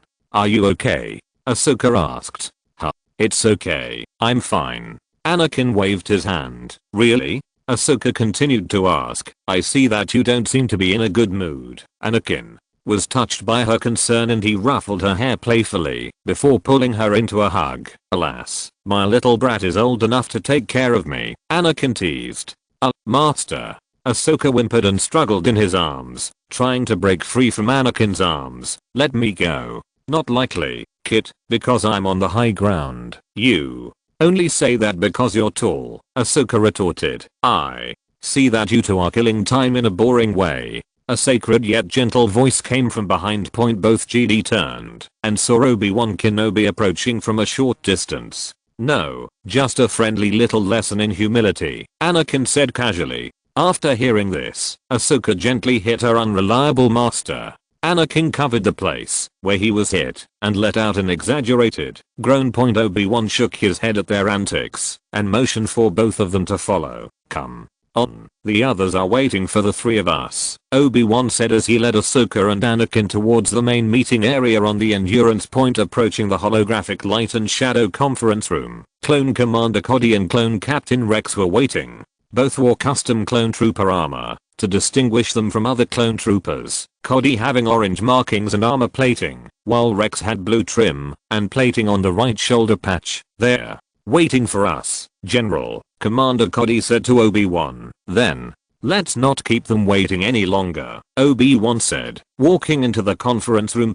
Many people sat in the conference room. It was a large meeting between the Jedi Knights and their clone commanders. Jedi Master Plo Koon and Commander Worf were next to Cody and Obi-Wan. Aayla Secura and Commander Bly were next to Anakin, Ahsoka, and Rex. Around the table were Mace Windu, Ki-Adi-Mundi, Lumina Unduli, Escoth, and Jedi Master Yoda. Joining them were clone commanders and captains Pons, Bakara, Gree, Loke, and Say. Everyone was concentrating in the meeting, but Yoda seemed to be thinking about something else, because his eyelids were drooped, and his expression conveyed the signal of deep thought. "Master Yoda," Mace Windu said to the Jedi Master, "everyone is here, HMM." Yoda looked up and noticed that the meeting had already started. He apologized. "Sorry, friends. I was just thinking about something." Although Mace Windu wanted to ask Yoda what he was thinking, he knew now was not the right time, as Aayla Secura had already called the meeting to order.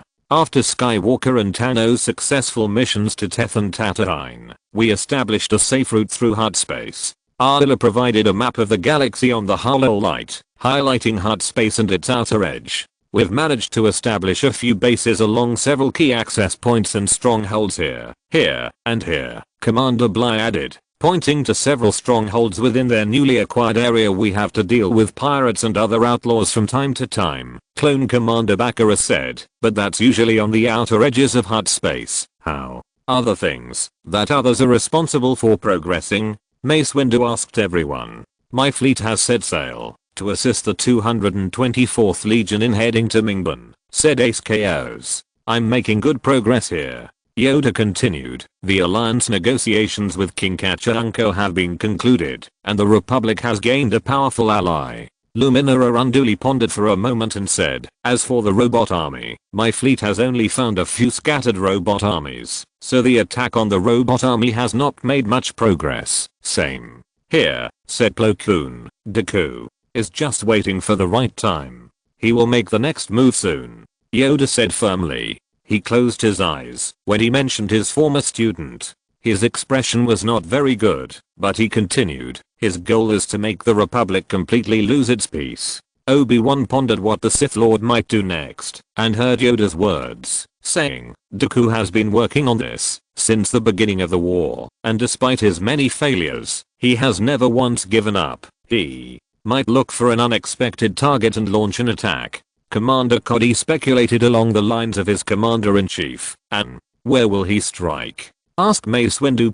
All the Jedi Knights and clone commanders remained silent as they tried to figure out what the next move of Dooku and the Separatists might be in this war, but it was obviously difficult to determine where Dooku would attack, based on speculation alone. At this moment, Yoda suddenly let out a painful groan, which was immediately noticed by several Jedi Grandmasters and clone commanders. "What's wrong, Master?" Saya asked directly. As Yoda was about to speak, all the Jedi either had shocked looks on their faces or gasped as they felt a massive shockwave within the Force attack them all. "What's going on?" Bly asked loudly. "Is everyone okay?"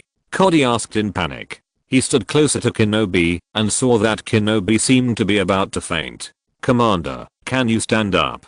Rex crouched beside Ahsoka, who was actually on her knees at this point, holding her head in agony. Anakin was also rubbing his forehead vigorously because he now had a terrible headache. "What the hell is going on?" Lumina shouted weakly, and she was barely able to stand with the support of Commander Green.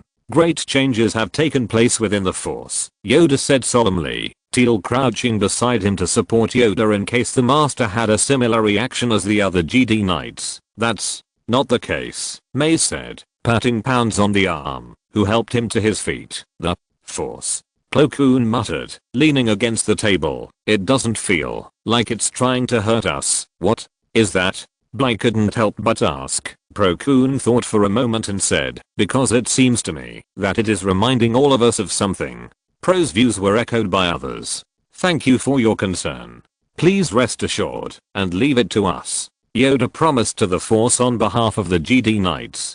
As soon as Yoda finished speaking, everyone returned to normal. It seemed that Plo Koon's guess was correct. Before they could investigate further, Rex noticed that the communication light on the table was flashing. "General, there's an incoming communication," Rex said to everyone present, and then activated the communication link.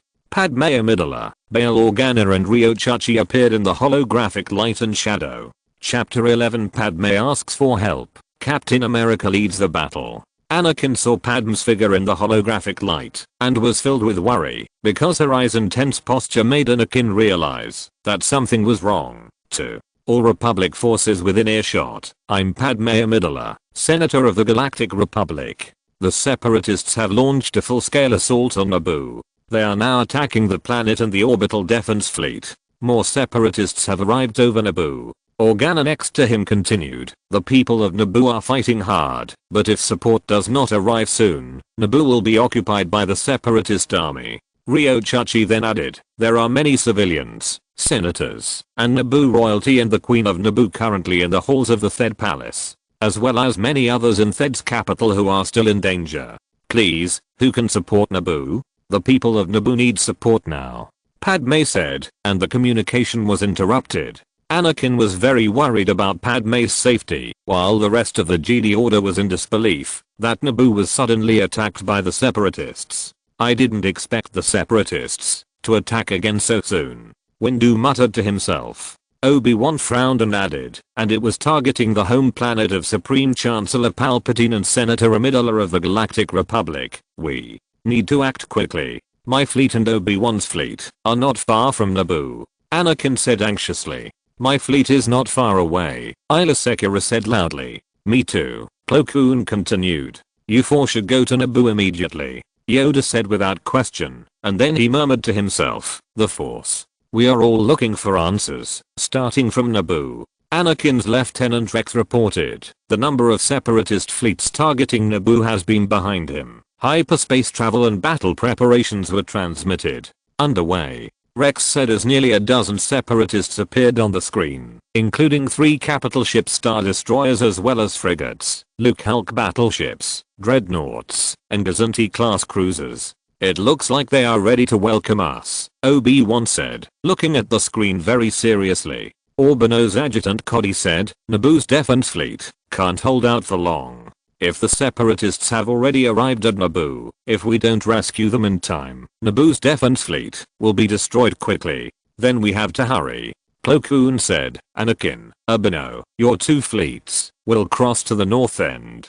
My fleet will attack from behind them, and Arla will attack from the side. Anakin nodded and said, then let's take action with a 3-pronged approach. Anakin and Urbano sent orders to all their ships, having all fighters and gunships ready for landing, and for all soldiers to stand by point. Anakin was nervous, thinking only about the safety of his wife Padme. He knew she was strong and would be fine, but as a husband, he couldn't stop worrying. Point meanwhile, on Naboo, after driving away the assassin named Ventress, Captain Panic pointed a blaster at Ant-Man. Apparently, Ant-Man's sudden appearance made Captain Panic mistakenly believe that he was the mysterious intruder who broke into the palace. As expected, Ant-Man's verbal attacks, fueled by rage, coupled with Panic's own threatening questions about how Ant-Man entered the palace, led to a small conflict between them. Thankfully, Senators Amidala and Organa calmed Panic down, firmly stating that if Ant-Man and the 2 men who saved Padme's sister and niece were in the same team, then he could be trusted. Soon after, Captain America informed the Queen and the assembled senators and nobles of Sid's current situation and the robot army that was slaughtering the civilians of Naboo, and he offered to leave the palace to rescue the civilians of Naboo who were in dire straits. Padme listened to Captain America's decision and agreed with his idea. When the clones who had fought with Captain America and Falcon heard the news that the 2 were going back to fight the robots, they all stood up. Captain America certainly appreciated their actions, and the task assigned to them was mainly to bring civilians to a safe place. He then led the team out of the palace. At this time, Captain America was dodging the robots' plasma fire attack. He waved his hand downward, signaling the clone team to stay where they were. Some of the clone soldiers behind him were the first clones he and Falcon saw when they arrived on Naboo. Chuck and Jolly waited patiently for Captain America's next instructions. Cap stared at a balcony on a building to his left, calculating the shield's trajectory, and noticed a column near another building to his right. He turned to look at the clone behind him, pointed at the thick column on the side, and raised 3 fingers at the same time, indicating a countdown. The clones nodded, tensed their nerves, and prepared to carry out Captain America's orders. As the captain pulled his finger back, he rushed out of cover and threw the shield toward the balcony, startling some of the robots because they thought they would be hit by the horrible shield they had seen before, but they were unscathed. At this time, the clone troopers took cover behind nearby pillars while firing at the droids at the same time. Cap's shield bounced off his balcony and split a line of robots. After hitting the ground, it ricocheted upwards and passed through more robots before returning to its master's waiting hands and continuing to fight with him. "This is Steve Rogers. Area 284 is safe," Captain America said into a new set of communicators connected directly to the palace. "The battle is over on our side, Captain," said Falcon, who had fought off a squad of battle robots together with Ant-Man and some clones. Ant-Man couldn't help but mutter into the communicator, "Still can't believe we're not on Earth anymore." Falcon laughed and said, "You may have entered some kind of subatomic universe. Are you scared?" Falcon was of course trying to hide his shock, because he himself was still a little bit unbelievable about it. However, Captain America was thinking about something else at the moment. The face of Senator Padme appeared in his mind, trying to figure out who she was, because he felt that he had seen this person somewhere before, but he couldn't remember it now. Captain America shook his head, thinking that now was not the time to dwell on this issue, and that he should focus on doing the current things well first. Captain America, along with several Naboo guards, had led a series of successful skirmishes within the city, having established a strong defensive line that grew in security with each victory. The Naboo leaders in the palace have received news that reinforcements are on the way, but they must wait and hold on for a while, because it will take time for the reinforcement to reach the planet Naboo. During this time, Captain America, Falcon, and Ant-Man continue to surprise the people of Naboo, soldiers, and even senators and royals with their fighting skills and powerful combat capabilities. Captain America and Falcon have a group of fanatical fans, clones, who will gather around the two of them immediately after receiving a notice and obey their orders, of course. Ant-Man is a particularly special existence to many people because they have seen many strange and unusual things in Ant-Man. Even if judged by the combat power standards of the Jedi Order, Ant-Man's power is almost incomprehensible to them. "Sir," Cap blinked and realized it was Chuck talking to him. "Captain, are you okay?" "It's okay, Chuck. I was just thinking about something," Captain America said. He collected his thoughts and asked, "What's the situation now?" "We are pushing back the Separatist forces street by street, sir. Thanks to your strategic deployment, we have established fortifications on the ground and our anti-aircraft guns have also established fortifications," Chuck said, holding up a disc-shaped device that showed a holographic projection of Sid. "How about the civilians? We've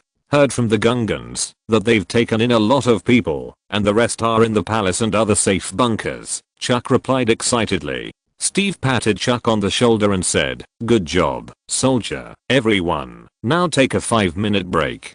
"Roger that, sir," Chuck said, turning around to let the rest of the clones take a break. Captain America gave a memorable smile when he saw the clones sitting on the ground and joking with each other. Chapter 12 Mysterious Voice. The Righteous Men of God. Captain America's pupils shrank slightly, and he turned his head sharply, taking a quick breath. His eyes searched around, trying to find the source of the sound. Where did this mysterious voice come from, and what did it mean? Moreover, this very human voice was too familiar. Captain America was filled with a huge wave of shock at this moment, and after searching in vain, he had no choice but to give up. Somehow, he felt that he would hear this voice again sooner or later, and then he would understand what was going on. He felt that the owner of this voice seemed to know why their entire team accidentally traveled to an alien world. Rubbing his forehead, his thoughts returned to his current predicament. Falcon, and Ant-Man are on an alien world. They have no idea how, or why the war started, or even where the rest of the Avengers are, and now they've been thrust into the middle of the conflict on Naboo. Admittedly, as the most powerful Justice Alliance on Earth, they could not remain indifferent when seeing innocent civilians being attacked by robots, but in the final analysis, this was not their war. To be honest, Captain America didn't know what to do at this moment. In addition to finding other people, he didn't know what he should do, but on an unknown planet he had never known before, and an unknown planet facing war, he could only take one step at a time. On this unknown planet, he was supposed to contact Thor, since he was the only alien who actually knew about space adventures. Unfortunately, Thor is out of reach, as are the rest of Earth's Avengers and former S.H.I.E.L.D. director Fury. They are now trapped on this planet called Naboo, which means they have to figure out how to find the others and bring everyone back home on their own. Captain America doesn't even have time to think about the current situation, and he has taken on a difficult task beyond his understanding. But even if he had time to think about this problem, he would meet this challenge without hesitation, because it is his duty to bring everyone home. Back in the present, some clone troopers are taking off their helmets to check their equipment, while others are eating rations to replenish their energy. Man, I never thought the Separatists would have the courage to attack Naboo. That's the hometown of the Supreme Chancellor of the Galactic Republic, said a clone trooper in disbelief. That's what Sergeant Buck said after we met Captain Rogers and Lieutenant Wilson. Jolly said, wiping the dirt off his helmet. Who are they then? Another clone asked curiously. Chuck touched his chin and muttered to himself, I don't know. We met them where we were stationed. It was as if the two of them appeared out of thin air. It was really incredible. Do you think they might be Separatist spies? Ram turned his head to look at Captain America, who had his back to them, and asked in a low voice. Definitely not. Jolly immediately waved his hand to deny it. If it weren't for him and his two comrades, we would have been dead long ago. Yeah, but what about the guy with wings and can fly? He's so weird, asked another clone. Falcon's fighting behavior was indeed very strange, and he didn't know how to explain it. After thinking for a moment, Chuck could only say, but it is undeniable that Lieutenant Wilson is a good soldier. This is the most important thing now. He's too skilled in combat, whispered another clone, this one still wearing his helmet with thunderbolts on either side. Well, what do you mean? Asked Jolly. He must have been through many wars before, the helmeted clone continued. He's a lieutenant, bolts, and his rank was not obtained by wandering around like some lieutenants of the Republic before the war. He must have been promoted based on his actual military merits, Chuck said seriously. Just as the clone soldiers were resting and chatting, a voice suddenly came from the communicator. I'm Admiral Chatter of the Naboo fleet. Please be advised that the Separatist fleet is invading, and more spaceships are jumping in from space. Admiral Chatter shouted at the top of his lungs. Various explosions could be heard from the communicator, and many clone soldiers who were resting in place stood up suddenly. Captain America kept his eyes on the sky and saw a huge unidentified spacecraft descending towards the surface of the planet. He stared for a moment and said seriously, we need to move now. Notify all soldiers to retreat to the palace. If we stay here, we will just sit and wait for death. Pass the order. Chuck shouted. He put on his helmet again, opened the universal channel of all Republic troops and said, I'm Corporal Chuck of Buck Squadron. All Republic troops retreat to the palace to assemble and prepare to fight the Separatist fleet. All Republic troops retreat and reassemble at the palace. As soon as Chuck delivers his message, explosions occur around them, and Vulture and Hyena robots fly overhead. Now, action. Captain America shouted. All clone troopers now sprinted towards the palace at full speed. All around them, droid fighters were dropping bombs, while Republic ships did what they could to stop them. The high-energy artillery and Republic fighters on the ground continued to spit out tongues of fire, trying their best to stop the air force of the Separatists. But this time, the robot army seemed to be more organized, because they specifically targeted the high-energy artillery on the ground, ready to open a gap on the ground. Captain America ran wildly with the clone soldiers. He controlled his speed and followed at the end of the team to cover the clone soldiers. A huge explosion sounded behind him, followed by a cry of pain. Looking back, he saw several clones lying on the ground, motionless. Cap immediately rushed over to them, along with several clones, checking the fallen men for injuries. Enemy fire continued to ring out around them. He checked the pulses of 2 people and tried to call out, but there was no response. Then he turned to the others. Some of them had been helped to stand up, but one person was still motionless. It was Chuck, the clone trooper who had been with him. Jolly was lying on his chest, listening, and he looked up to see Captain America approaching. "He's alive, sir, but unconscious," Jolly reported. Suddenly, a large piece of collapsed building fell rapidly towards this side. Captain America instinctively stood next to Jolly and Chuck, raised his shield, and tensed his body. "Keep your head down," Captain America shouted in time, and huge rocks and rubble fell on the shield, and the 2 men survived. When the debris from the building stopped falling, Captain America signaled Jolly to get out of the way, then quickly carried Chuck on his back, looked around, and then asked the other clones, "Soldiers, how are you doing?" "Sir, we can act," Ram said loudly, supporting Bolts. "Those who are not injured, help the injured and unconscious ones, and move forward quickly. I'll cover your retreat," Captain America ordered. "Sir, I'll assist you," Jolly said firmly. The group of soldiers began to run towards the distant palace at a faster speed, even though half of them were now injured. The fierce air battle overhead was still going on and the fighting was getting more intense. "Hey, Captain." Falcon landed around the corner with a squad of his clones. Captain America nodded and called Ant-Man. "Scott, I'm here, Captain. There are stray bullets everywhere around us. What should we do?" Ant-Man's voice came from the communication. "Let's go back to the palace first. It's the safest place right now," Captain America said. "Everyone, hurry up and retreat quickly to the palace for defense," Captain America said loudly. They were joined by the other retreating clone troopers. Chapter 13 Warning from the Force. Over the planet Naboo, the Separatist fleet and the Naboo fleet were engaged in a fierce battle. The firepower of both sides was swift and tenacious, and they showed no signs of retreat. Although the Separatists had called in reinforcement, they still had to fight hard as Naboo's defensive fleet showed no signs of surrendering, and every ship that tried to bypass the blockade of the Naboo fleet paid the price of destruction. Observing all this was Darth Tyrannus, also known as Count Dooku, the leader of the Confederacy of Independent Systems. He frowned at the battlefield. Both sides suffered increasing losses, but in fact, invading and taking control of the planet Naboo was not the only reason for the attack. "Master, are you sure that invading Naboo is practical?" "Yes, Tyrannus. This attack will further demonstrate the inability of the Republic and the Jedi to deal with the Separatist forces, and thus help advance our plans," his master Darth Sidious said in the holographic projection. "Nevertheless, I feel that Dr. Wendy's actions have nothing to do with what we are currently doing. Is it a disturbance in the Force?" Sidious asked, his cloaked face turning towards the screen. Dooku just faced forward, expressionless, eyes narrowed. The Force blast had lingered in his mind for a while a few hours ago, but this Force blast was different than any before, and never like when he was in the Jedi Order.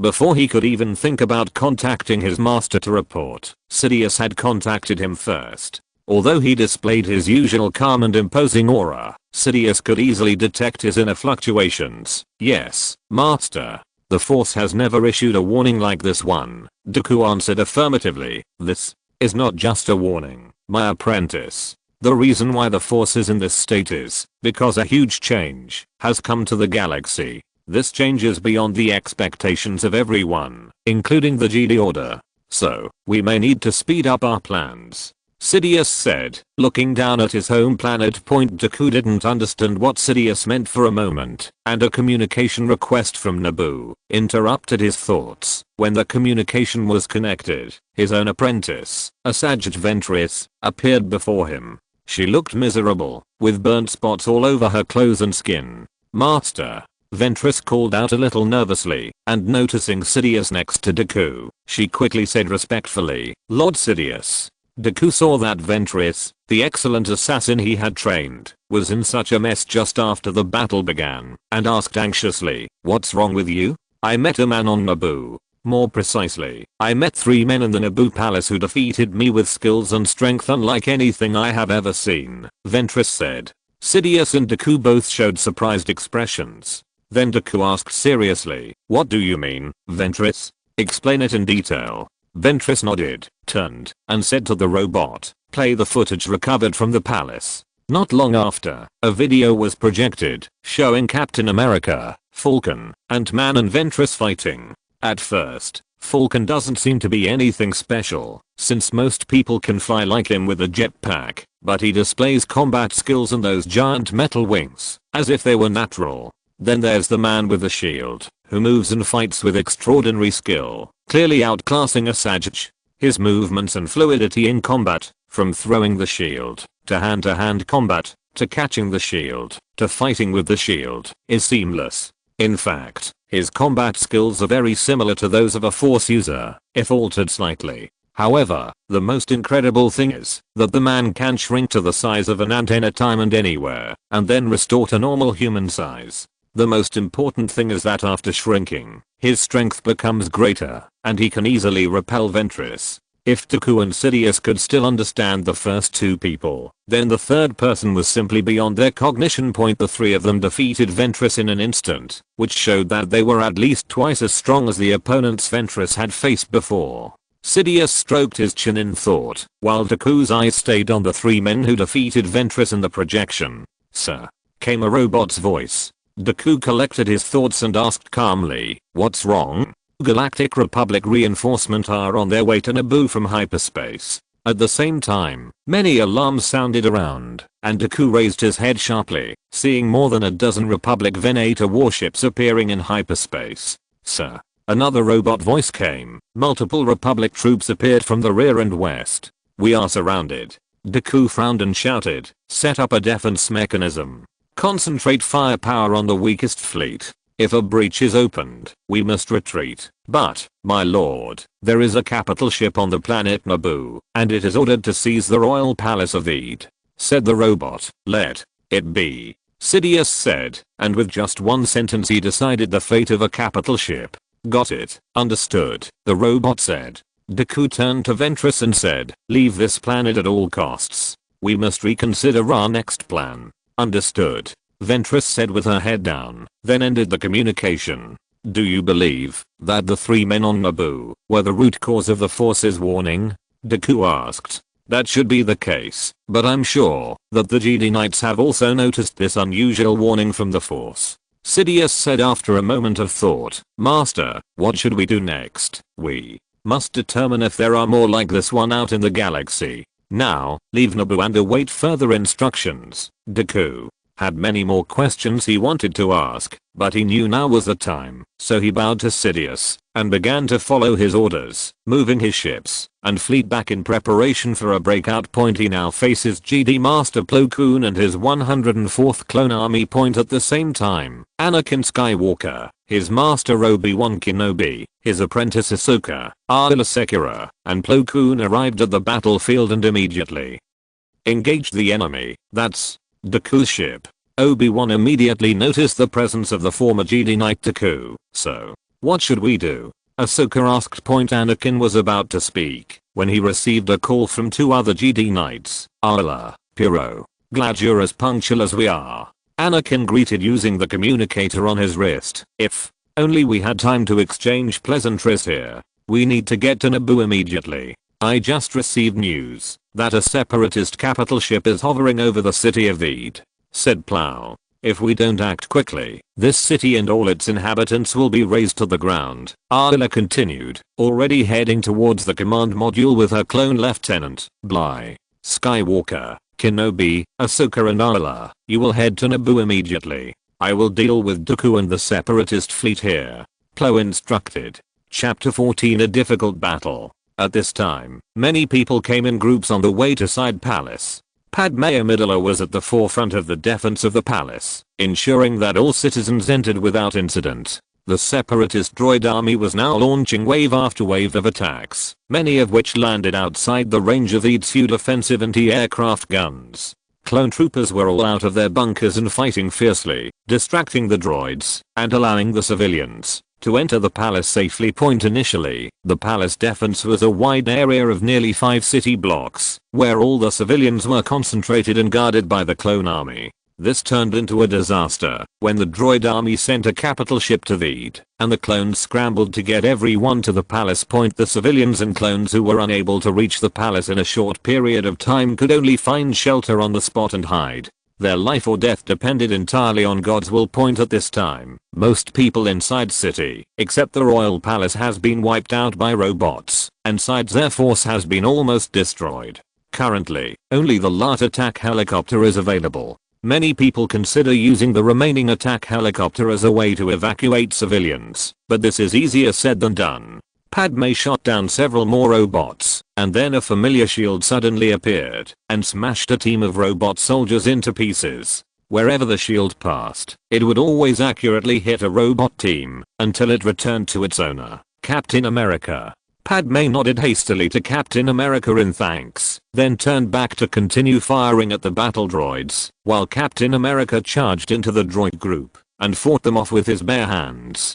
Above him, the Falcon flew at top speed, cutting through enemy fire and providing aerial support, thanks largely to his DC-17 blaster. As for Ant-Man, if you don't look carefully, you can't see where he is at all, but there are always robots being destroyed around him, and the nearby robots can't figure out what is attacking them. This invisible force makes them feel extremely scared.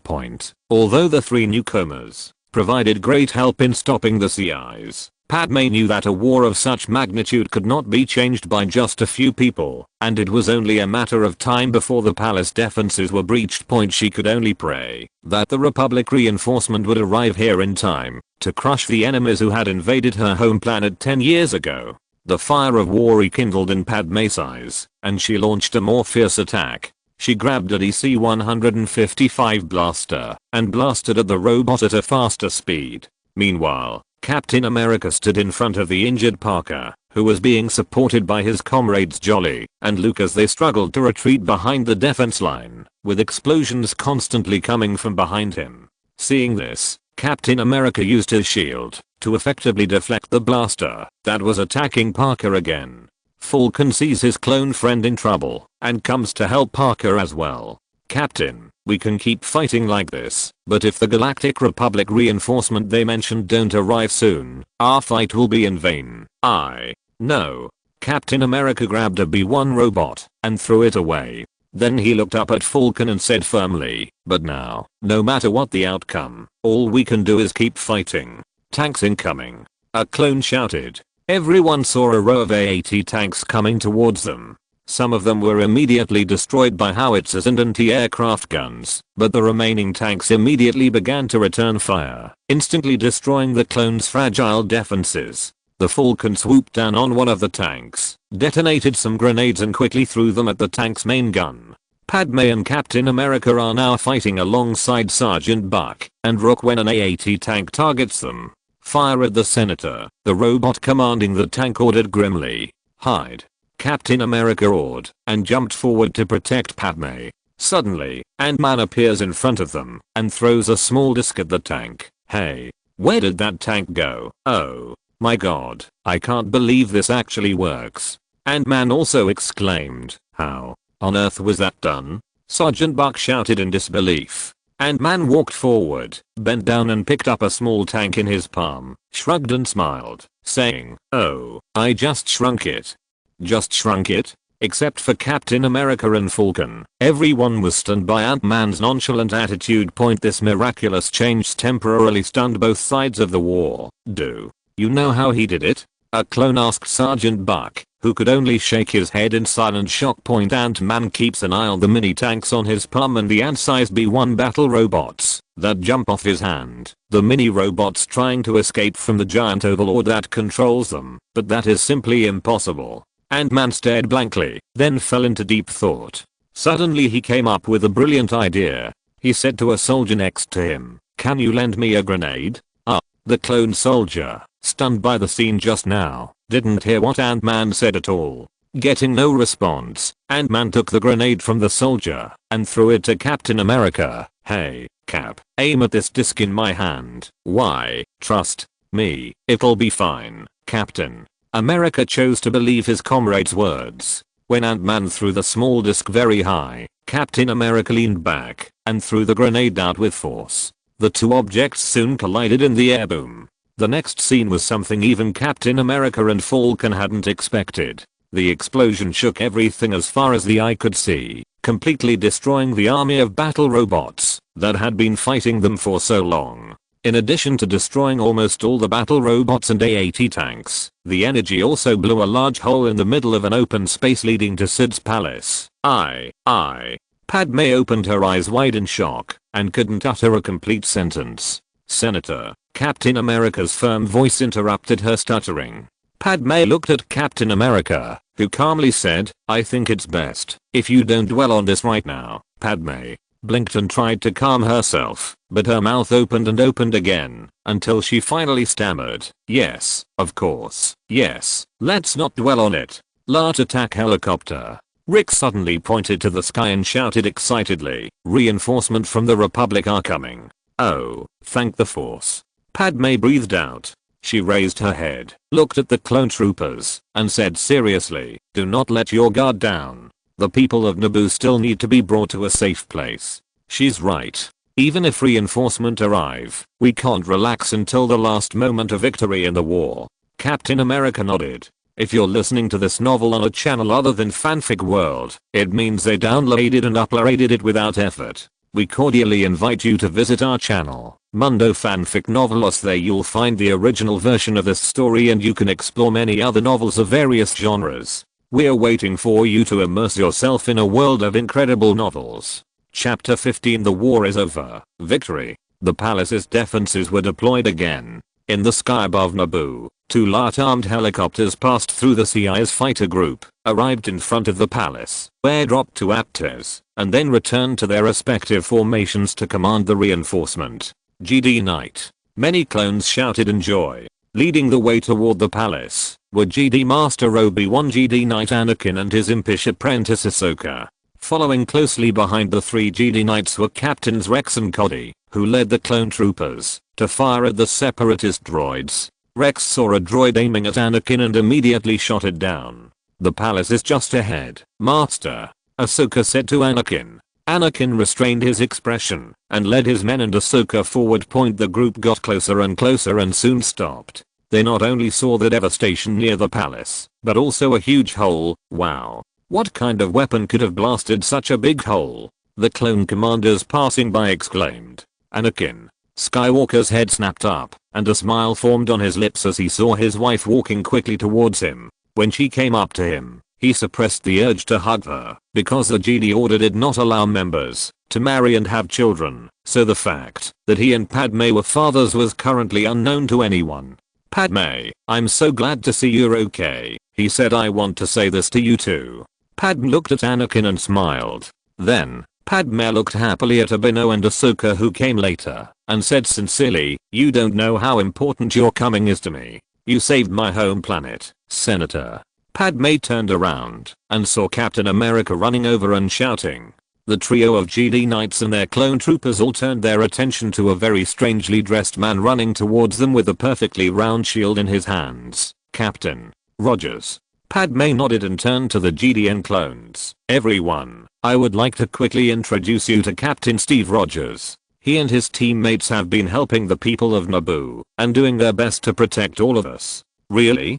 Kenobi said curiously, staring at Captain America, trying to figure out who this man with the shield was. Hey, Captain. Another voice came from above. All of them looked up to see a figure with metal wings flying towards them. Then he landed next to Captain America and said, those gunships that just showed up tore through the robot army. They're in a melee. That's good news, Captain America said, and then he looked at the GD and the clones. As much as I want to get to know you, we still have a tough battle to fight.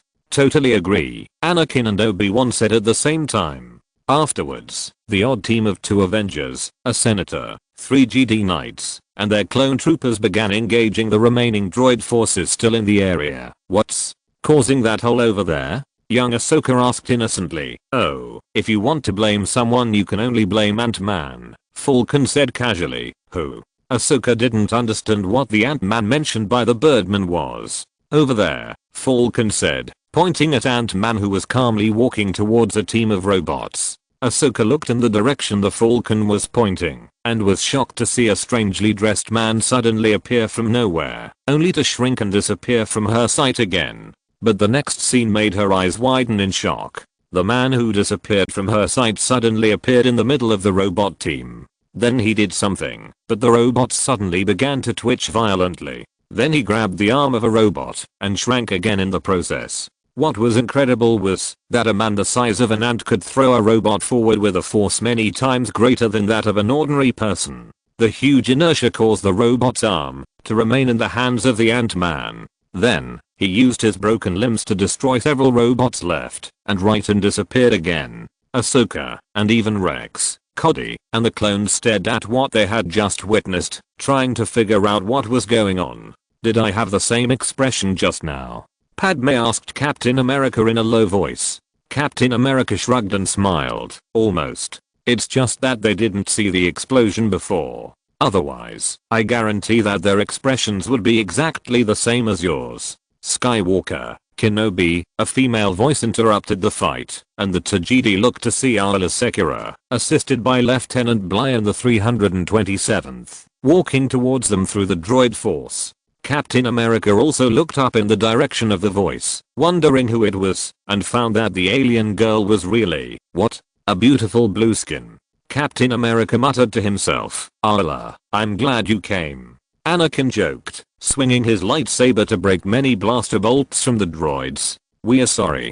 We have to take a detour due to obstruction by the Separatist army, said Bly, Aayla Secura's adjutant. Ella humorously quipped, Brian just likes the scenic route. Everyone laughed. The Gideon clones, now united as a single force, soon completely destroyed the CI's forces. Arkwings, Z-95s, and large gunships also began to turn the tide in the air, while several Venator-class Star Destroyers and Acclamator-class assault ships began to engage Separatist capital ships over the On the ground, the Avengers helped the newly arrived Republic reinforcement to completely destroy the remaining robot forces, which were now in full retreat.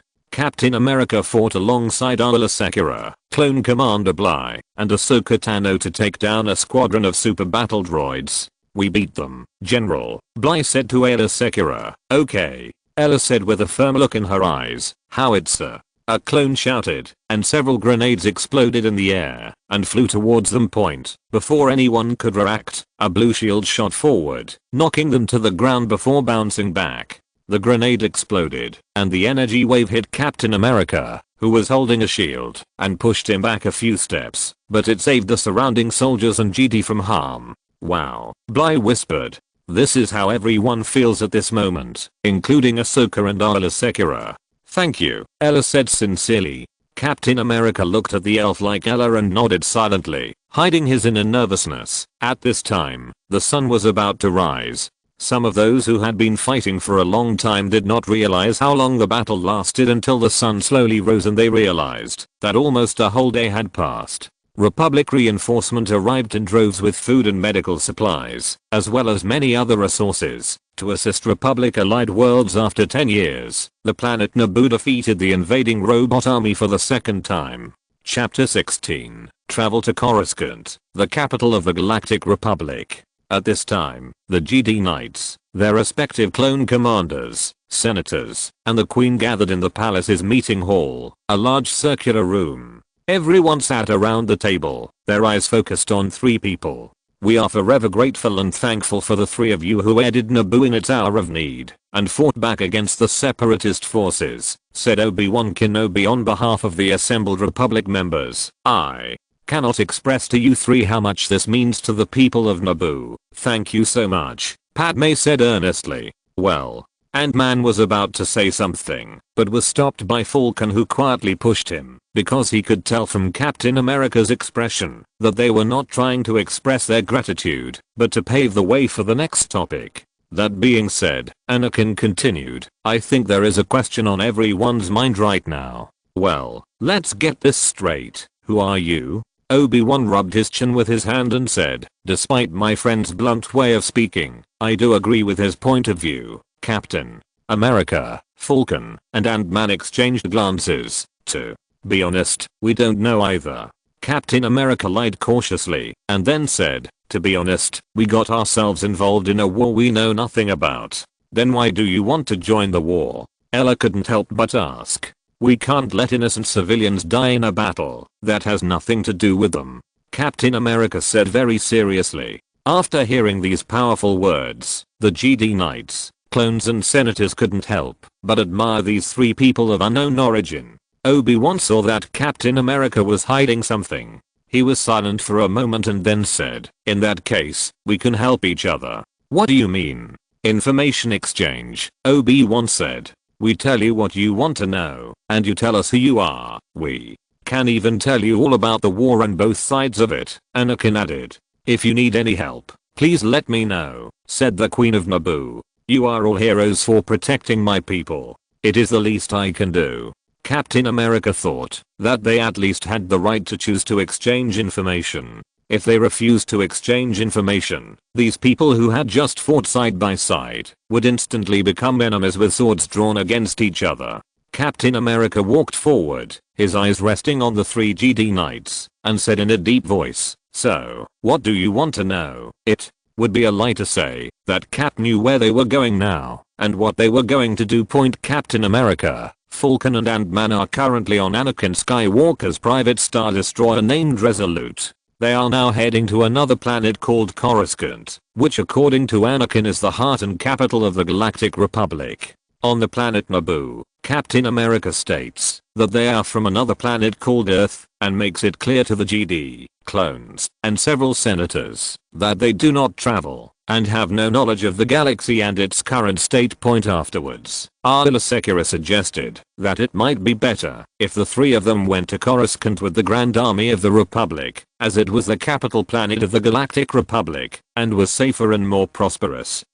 And they might be able to find useful information there. The other Jedi Knights and senators also agreed with Arla's proposal because they were also worried about leaving these three incredibly powerful people on the planet Naboo. So the three of Captain America were sitting on Anakin's Star Destroyer at the moment. The atmosphere was rather silent because they had come from a planet they were not very familiar with to a completely unfamiliar Star Destroyer, and there were a group of aliens they did not know at all around them, so they could only remain highly alert. Ant-Man's legs were shaking nervously, while Falcon was carefully checking his equipment to make sure they would work efficiently in case of an emergency. On the other hand, Captain America took out a small notebook with a pencil and started drawing on it. His thoughts were interrupted when the door to the room opened. And walked the young alien girl, Ahsoka Tano.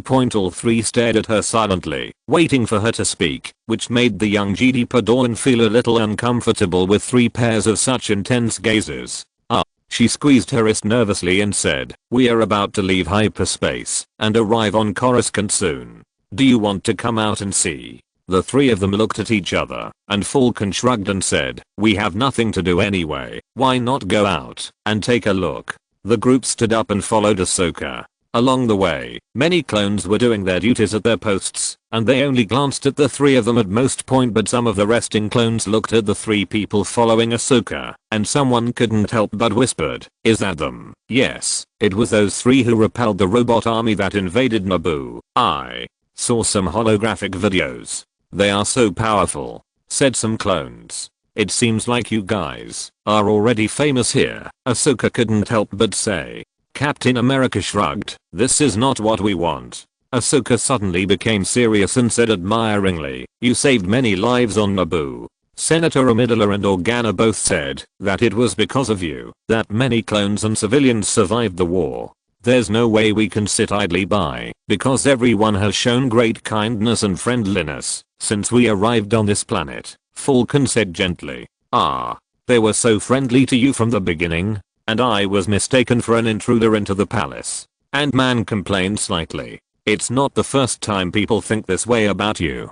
Falcon laughed and revealed Ant-Man's past, and Captain America was also amused. Ahsoka glanced back at them curiously before leading them onto the bridge. There, her master Anakin, along with Rex, Obi-Wan, Cody, Arla, Bly, and Senators Amidala and Organa all stood at the hollow table, stopping their conversation when they noticed the four's arrival. Anakin nodded to his apprentice and then looked at the three men behind her. Obi-Wan also looked at the three of them, nodded, and said, "Welcome to the three heroes. I hope you're enjoying your time on the ship, Padme said. I'm very happy.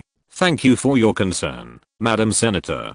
Captain America nodded and said, Is this really your first time leaving your home planet? Ella couldn't help but ask suddenly. She still found it incredible, except Thor. No one else on our planet has ever been into space, Captain America explained. Our planet has long been aware of the existence of life outside our world, and we have been thinking about contacting these alien civilizations, but we never thought that this day would come so soon and happen to a few of us, said Falcon. Obi-Wan thought, you just said that this Thor is the only person on your planet who can travel through space. It's not the way you travel through space. Captain America realized what Obi-Wan wanted to ask and said directly, what's going on? Ahsoka asked. It's a little hard to explain, Falcon said truthfully, mainly because we ourselves don't understand how Thor travels through space, Captain America added.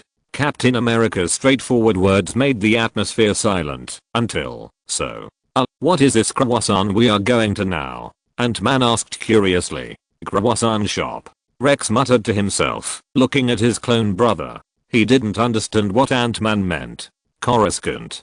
Arla Sekiro was the first to realize that Ant-Man had confused the pronunciation of the word croissant and Coruscant. It is the center and core planet of the Republic and the Jedi Order. It can be said to be the center point of the Galactic Republic civilization. How's it going there? Falcon asked. Before anyone else could say anything, a clone's voice came over the communicator. General, arriving on Coruscant soon, about to exit hyperspace. If you want to know how it works, just watch for yourself, Ahsoka said playfully, nudging Falcon. Chapter 17 Arrival at Coruscant. Soon, the blue tunnel that was faster than the speed of light came to an abrupt stop, and a planet surrounded by many spaceships appeared completely in everyone's sight. The three people on Earth stared with their eyes wide open, blankly. To be honest, this was the first time they stood in space and looked at a planet. Obi-Wan said, this is Coruscant. The entire planet is covered by a vast city, connected by anti-gravity traffic. Even in the middle of the night, Coruscant is still full of life, with bright lights and constant flow. It is a prosperous city that never sleeps. As the Hunter-class Star Destroyer slowly descended to the surface through the planet's defense fleet, Ant-Man blurted out, this is too unreal. Soon, the city became clearer, with endless skyscrapers reaching up to the bottom of the atmosphere, and the bottom of the buildings extending deep into the dark shadows. With the sky as the background, there was an endless stream of hovercrafts crossing back and forth. If you look closely, you can also see dozens of alien species living in this galaxy driving these hovercrafts back and forth. Iron Man would definitely love to see this place, Steve said in wonder, and both of his teammates nodded in agreement. It's crazy that Dr. Pym must love this planet too. That's where the Republic Senate meets. Senator Organa pointed to a large building, shaped like what the Avengers could only describe as a large metal mushroom, with another dome-shaped building next to it. That building next to it is? Falcon asked. Obi-Wan took over Organa's words and said, the Jedi Temple, the seat of the Jedi Order. Captain America asked the question in his mind. You keep mentioning this Jedi Order. You are all Jedi Knights and members of this organization. What exactly is it? Simply put, the Jedi Knights protect peace and justice throughout the Galactic Republic. This is our responsibility to the galaxy and all its people. Obi-Wan tried to say it in a simple way. Aren't those the peacekeepers? Captain America muttered to himself, thinking back to such an organization on Earth. We are here. Come on. The rest of the Senate and the Supreme Chancellor should be waiting for us, Anakin said. All three of them followed the Jedi Knight and soon arrived at the docking bay near the Jedi Temple that could accommodate large ships such as the Hunter-class Star Destroyer. Soon, everyone was transported by Talat gunships to another smaller docking bay that was directly connected to the Jedi Temple. Once there, the Avengers saw a collective of the most bizarre creatures they had ever seen. However, none of this mattered, because the three Earthlings saw someone who was enough to make their jaws drop. Fury, Cap exclaimed in disbelief, walking right up to who he could only describe as a doppelganger of the director of S.H.I.E.L.D. The man called Fury could only take a step back, surprised that this strange man was so close to him. Are we in space now? Or is there another Earth in this world? Falcon said with trembling lips, and then he looked at the other Jedi Knights and Senators who were puzzled. Or this is some kind of carefully designed scheme by Fury and his men. If that's the case, I won't let him go. At this moment, the man who looked exactly like Nick Fury, the director of S.H.I.E.L.D., came to his senses and asked, "Do you know me? Why don't I know you?" Coming out of his brief trance, Captain America suddenly thought of something. He took out his cell phone, which had long lost its signal, found a photo, and held it in front of the man. "Do you remember this photo?" Captain America asked anxiously. Fury squinted at the photo, his eyes widening in disbelief. "What's going on?" he asked. The photo showed him wearing an eye patch and shaking hands with another older Caucasian man, both wearing strange clothing he had never seen before. Captain America looked at the man and said, "The man wearing the eye patch in the photo is Colonel Nick Fury, from Earth. So who are you?" Just when everyone was stunned by this sudden and incredible scene, a voice full of wisdom was heard.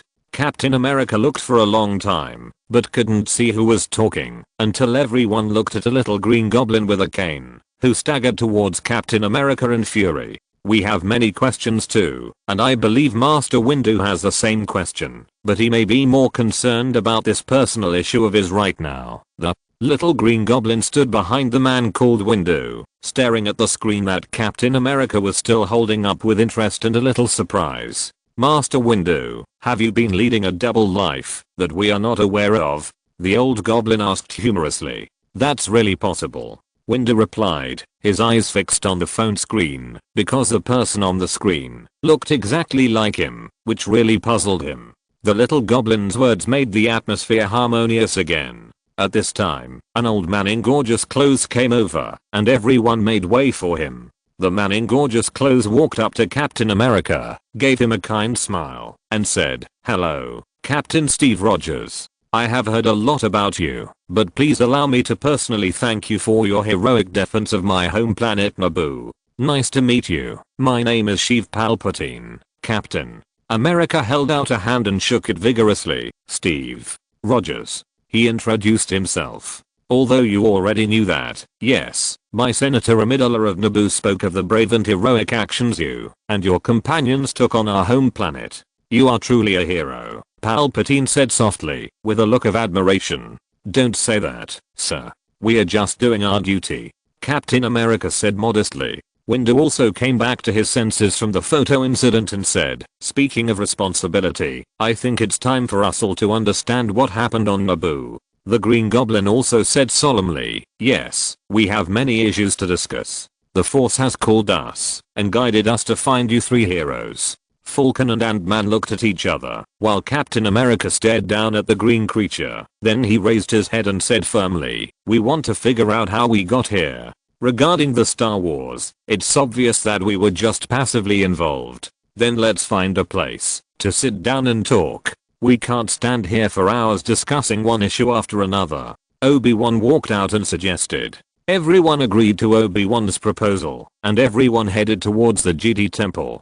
Chapter 18. Past events of the Avengers. High-ranking officials of the Galactic Republic. Everyone was in a large meeting room inside the Jedi Temple. Captain America, Falcon, and Ant-Man were formally introduced to the Jedi High Council. The meeting was chaired by the Green Goblin Master Yoda. The man who looks like Nick Fury is called Mace Windu. Obi-Wan Kenobi, Anakin Skywalker. They have already met. Of course, there are many other aliens with unique looks, such as Ki-Adi-Mundi with a huge conical head, Kit Festus with tentacles on his head, Plo Koon with a strange respirator mask-like device, Oppo Rancisis with a thick, shaggy beard. Yoda said that 3 members of the Jedi Council were not present because they were on missions outside, namely SKOs, Shark T, and Evan Peer. Next is the self-introduction session.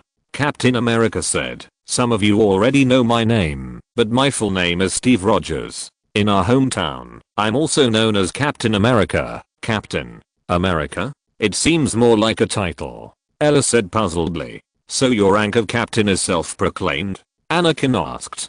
"Don't be so modest here. They don't know you. I don't know how many people will look down on you if you say that." Falcon said dissatisfiedly, not giving Captain America a chance to explain. His captaincy is legal, and his rank of captain is real. He is the best person in our world in the direction we all strive for. He is the first superhero in our world, Ant-Man added proudly. Superhero? Obi-Wan asked, raising an eyebrow. What? What does it mean to hear you say you are confused superheroes, besides your names? Ahsoka asked the question that all Jedi Masters are about. Falcon scratched his head and said, you know, what a person has experienced cannot be described in just a few words, so this will take a long time. Then, take your time, Obi-Wan said. Captain America said to the Jedi Council, clones and senators, Falcon, Ant-Man and I are all members of the Avengers, the most powerful team of heroes on Earth. Steve said with a hint of pride, we are a rapid response force responsible for resolving enemies that threaten the Earth. Ant-Man took out his cell phone to prove what Captain America said, but was stopped by Captain America. He couldn't reveal more information about the Earth in front of a group of aliens he didn't know whether they were enemies or friends. Coincidentally, Mace Windu interrupted those who wanted to learn about Earth civilization.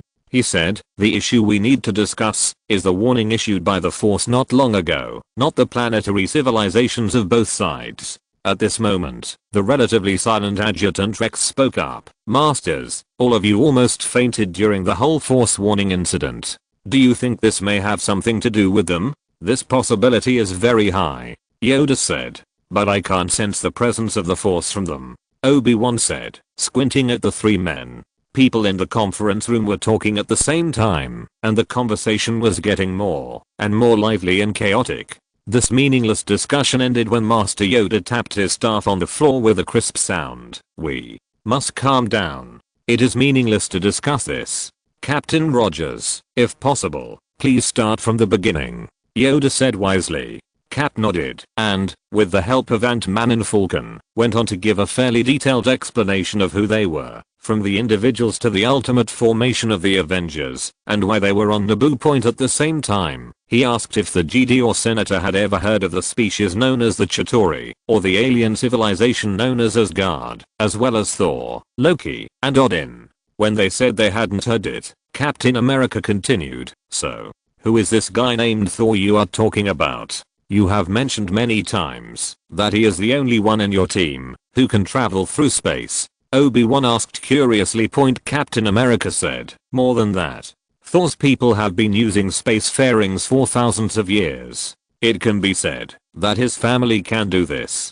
Falcon also added, and he is God. Everyone blinked in confusion and slowly turned their heads towards him. Plo Koon said, what do you mean by he is a god?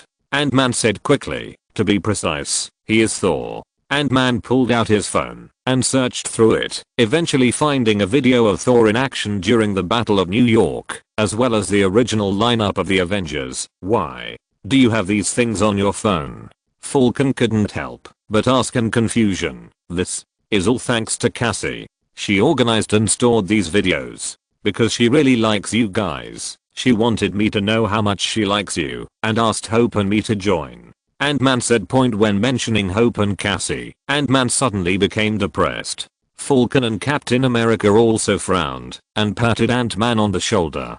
Captain America solemnly promised, we will find Hope and the others and bring you home to reunite with your little Cassie. Ant-Man picks himself up and moves on to various clips of the Avengers' first fight against the alien threat in the city of Manhattan. Jedi Knights, senators and clones are stunned as they witness an alien invasion of a planet, only to be defeated by a team of 6 extraordinary creatures. The video shows Captain America in his battlesuit, fighting the alien humanoid with great efficiency and skill, throwing his shield with ease and precision. Then came the rest of the Avengers, the woman they called the Black Widow who fought very ferociously, using her entire body as a weapon, as well as some sort of electric shock glove, small throwers, and next came Clint Barton, aka Hawkeye, who fully demonstrated his superb skills with a bow and arrow, showing a keen awareness of not only his surroundings, but also the entire battlefield, when he could target a dozen places at once, firing arrow after arrow in different directions, and each arrow would hit the target with great accuracy. Then it was Thor, wielding his Mjolnir, summoning thunderbolts and storms, His power was completely overwhelming, and everyone was stunned to see this Thor single-handedly slay an entire alien army with his thunder-infused hammer. Then there's the Hulk, the embodiment of rage, whose sheer power alone is beyond the comprehension of anyone present except the Avengers. In the video, he knocks out a flying beast the size of a tall building with one punch. Finally, there's Iron Man Tony Stark, who is shown in the video flying through the city in his power armor into the mouth of a Chitauri and blowing it up from the inside. Chapter 19. Enthusiastic Palpatine. Captain America watched the scene of the Avengers' first mission with tears in his eyes. Then he looked up at the Jedi Knights, senators, and clones who were completely stunned. At this moment, his eyes fell on the face of Supreme Chancellor Palpatine. Captain America's expression suddenly became solemn. Although Palpatine had the same shocked expression as many people present, what really shocked Captain America was his eyes. Palpatine's eyes revealed endless greed as he watched the video. He shook his head, trying to persuade himself not to let his mind wander, and turned his attention back to the meeting. But he couldn't help but signal Ant-Man to put away his phone, and said to everyone again. After that day, the Avengers was formed, and a few years later, we encountered various threats around the world, and realized that our world was facing more and more threats. Therefore, we decided to form more teams, and play a more active role in protecting our world. So, are you two new members? Mace Windu asked, looking at Falcon and Ant-Man. Falcon shrugged and said, yeah, we are a brand new team now. A whole new team? Anakin was clearly confused. In addition to myself and Black Widow, the Avengers now have 7 new members since then, Captain America added. It's a pretty radical change to restructure your team to this extent, Plo Koon noted. Captain America said firmly, to be honest, I think this is the biggest advantage for our team. Anyone with the same aspirations can join our team. Our job, our responsibility is to be the sword and shield of the earth, and to protect it from threats together. This in itself is not something that can be accomplished by one person, so there are 9 of you now? You mentioned yourself, and this Black Widow, and there are 7 others, said Mace Windu. There are 3 people standing in front of us now, said Plo Koon. That means we need to find 6 more Avengers, Falcon said firmly, but we don't know how to find them. To be honest, it was pure luck that Captain America and Falcon found me. We now know that we have arrived in a huge galaxy, and God knows where our other friends are, Ant-Man said anxiously. Finally, Supreme Chancellor Palpatine spoke. You can let the Republic and the Jedi Knights help you find your friends. What? All the Jedi were surprised by Palpatine's decision. However, Captain America felt from Palpatine's slightly excited eyes that the Supreme Chancellor of the Galactic Republic's purpose seemed to be more than just helping them find other teammates for free. Anakin asked the question on behalf of all the Jedi Knights. Of course, personally, he really admired these 3 superheroes, but the Jedi Knights were now focusing their main energy on fighting the Separatist movement, and had no time to spare. Besides, asking the Jedi Knights to find a few people was too ridiculous. The sacred duty of the Jedi Order made him ask the question in his heart. Speaker, this is not appropriate, let the Jedi Knights find someone. Palpatine smiled and said, Skywalker, there is nothing wrong with this. I'm providing assistance to those in need. This is also a way of thanking them, and it is a way for the Republic to express its undying gratitude for their heroic actions on Naboo. Besides, if these other Avengers are as brave and righteous as these 3, then they are worth finding. I agree with the Chancellor. The 3 of them have made great contributions to the Republic without asking for anything in return. I believe a person's actions speak louder than 1,000 words. Obi-Wan expressed his opinion.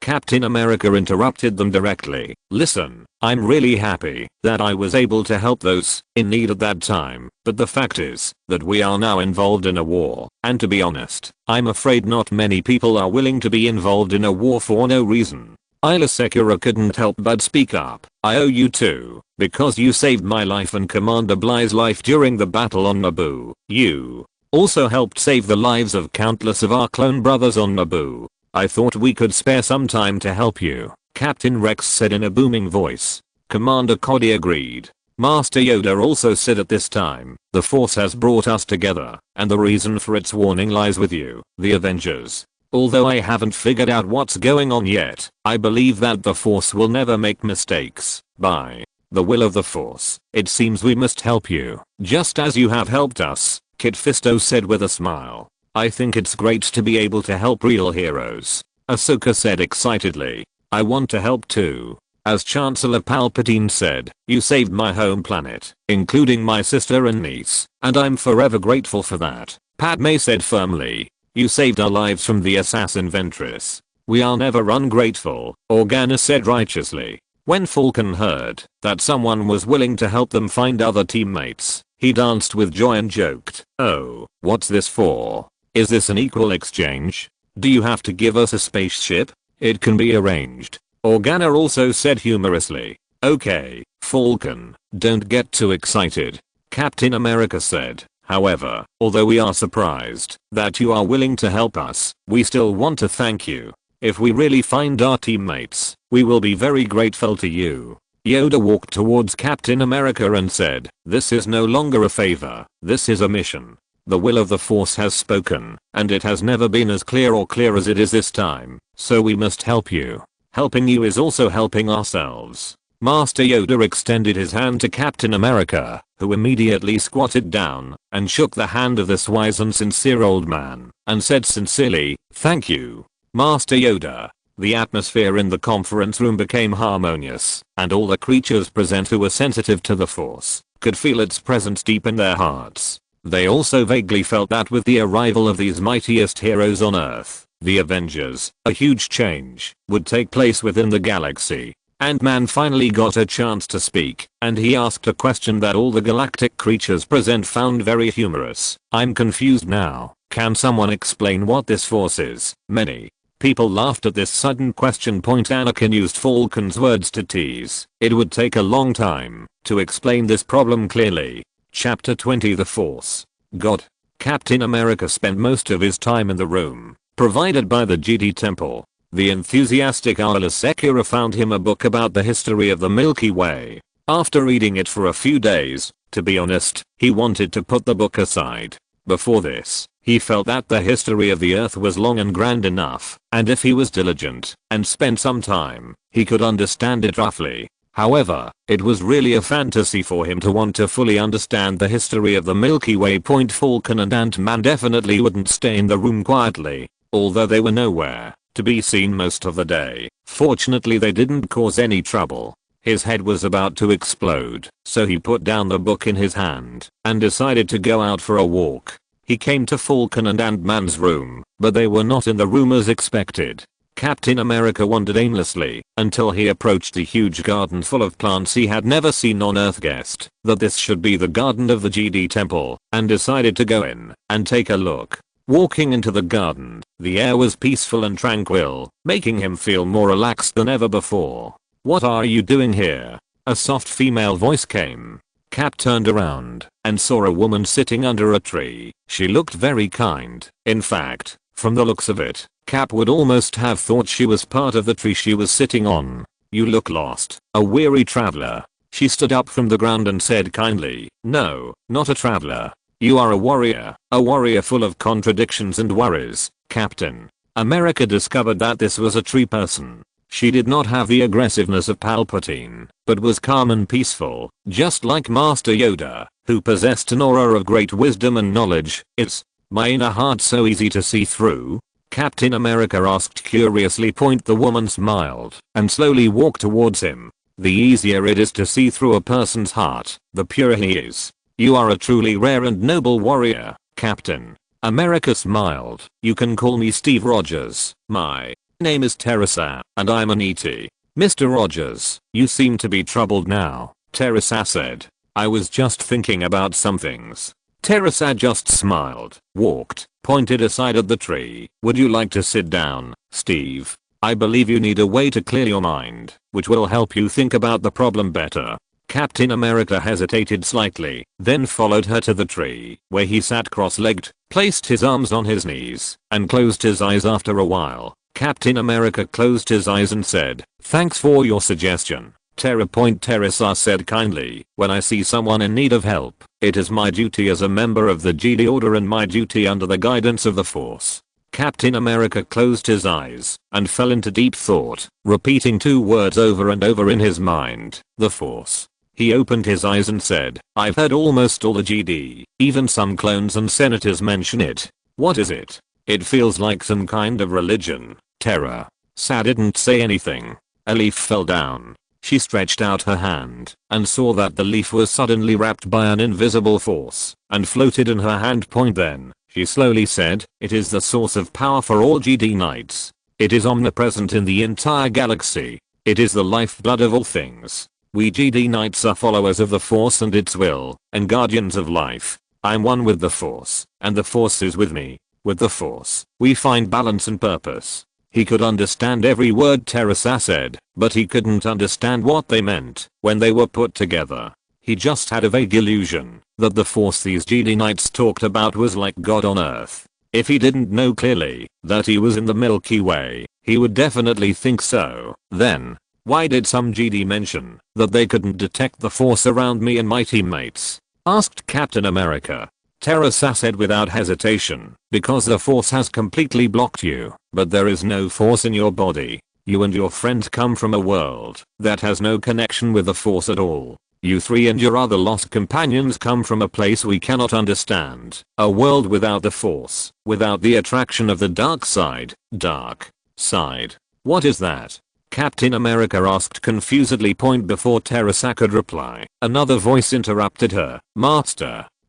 A female voice familiar to Captain America came point. Captain America turned around and saw the blue-skinned woman, Miss Sekira. It's nice to see you again. Ella Sekira smiled like an elf and said mischievously, me too, Mr. Rogers. Then she turned to Teresa and said, Master Sap, I'm here to say goodbye to you. Ah. You leaving, Ella? Teresa asked with a slight frown. Point. Ella nodded. Yes, Bly and the 327th are ready. We are being sent to Hippoli? Teresa said, frowning. That's the Separatist stronghold. Ella consoled him. I'm not going alone. There are also 3 masters, Mundi, Shakti, and Kokluk. Our fighting power is also very strong. If that's the case, it's true, Teresa said. Ella and Teresa hugged each other, nodded to Captain America, and left. After Ella left, Teresa sighed. This war has brought too much suffering to the people of the galaxy. I know that feeling. Captain America said with a serious expression. In the wars I participated in, we often had to compromise with ourselves. We had to do a lot of annoying things, which often kept us awake at night. War is indeed annoying, but as a righteous party, defeating the enemy is for peace. If someone like you had joined the GD Order earlier, perhaps this war could have been avoided, Teresa said, and perhaps even led the GD back to our roots. Old business? Captain America didn't understand what Terra was referring to. Did the GD Order also have major change? He didn't see any relevant information in the Galactic History book that Arla gave him. It's a long story, you'll know it later. Teresa said, looking into the distance. I think people like you and your other companions may be the GD Order's hope to save the galaxy and themselves. Captain America shrugged and said, I can only save the Earth. The galaxy? That may be beyond my ability. Oh. I think you will definitely accept and complete this great challenge brilliantly. Teresa said meaningfully. Chapter 21 War Machine Rhodes. Colonel James Rhodes, aka War Machine, slowly opened his eyes and stared at the dark night sky, now feeling aches all over his body. He muttered, forcing himself to sit up as he heard the armor power up, and was relieved to see on his heads-up display that his armor was running at full capacity. He stood up with difficulty, opened his helmet, and showed a tired expression. Looking around, War Machine found himself in a barren wasteland, with craters scattered throughout the site. All he could remember in his mind now was the moment when the energy exploded in the mysterious laboratory at the Hydra base. After a while, he said to himself, where am I? To say that War Machine was just confused about where he was would be a bit too rough. It's just that he hasn't figured out the situation for a while. I believe that if he knew that he had left the Earth, he would be in the same bad mood as Falcon at that time. This place was a bit strange, completely barren, with no life in sight. He looked up and always felt that the moon in the sky looked more like the Earth than the moon he was familiar with. He had tried to contact other members of the Avengers several times over 3 consecutive days, but no one responded. He had a vague feeling that something was wrong. Fortunately, there were rations and water in his war machine armor, so he would not starve to death in this barren unknown land in the short term. At this moment, he was particularly grateful to Iron Man for storing food and water in every suit of armor. If it were not for his morbid thoughts that were difficult for ordinary people to understand, he might not even be able to survive these 3 days. But now, the most important thing is to save energy and find other people as soon as possible and figure out where he is now. To be honest, after 3 days of exploration, he began to doubt that he was no longer on Earth. In addition, he saw alien-like creatures flying around in space from time to time, which made him more certain of his inner thoughts. After eating some food, War Machine decided to fly again to see if he could find any useful clues. After all, he felt that this barren land without any signs of life was of little value in any way, so he set his sights on the space above his head. He started the thrusters, and the personalized arc reactor began to provide energy, slowly flying higher into the sky. He observed from the air and could see nothing but the barren wasteland and the endless starry sky above his head. Some might say the scenery above is beautiful and artistic, but that's not what Gears of War is about. Suddenly, his mecha sent a message that there was a huge space station ahead. War Machine's heart trembled. No matter whether it was good or bad, there were finally traces left by living creatures. He sped up and flew towards the unidentified space station. Looking down from the air, the huge space station looked like a Grand Canyon, with only one deck for landing. A lone figure in white armor stood there, the clone sentinel, said Troop, with a set of scopes installed on his helmet to give him a wider view from his position. "This is the deck. Everything is normal," the sentry said to other comrades in the base. There was a group of clones in the base, and except for the 2 who were wrestling, all of them were watching several monitors for any signs of abnormality. More specifically, they were watching for signs of activity from the robot army. The holographic radio broadcast kept playing. "You are listening to the Grand Army of the Republic broadcast." Just as one of the clones punched his companion in the arm, another clone entered the monitoring room with a folder. "Haha, you lost. Who else? Number 5, do you want to try?" the clones shouted excitedly, while the losing clone rubbed his wrist in frustration.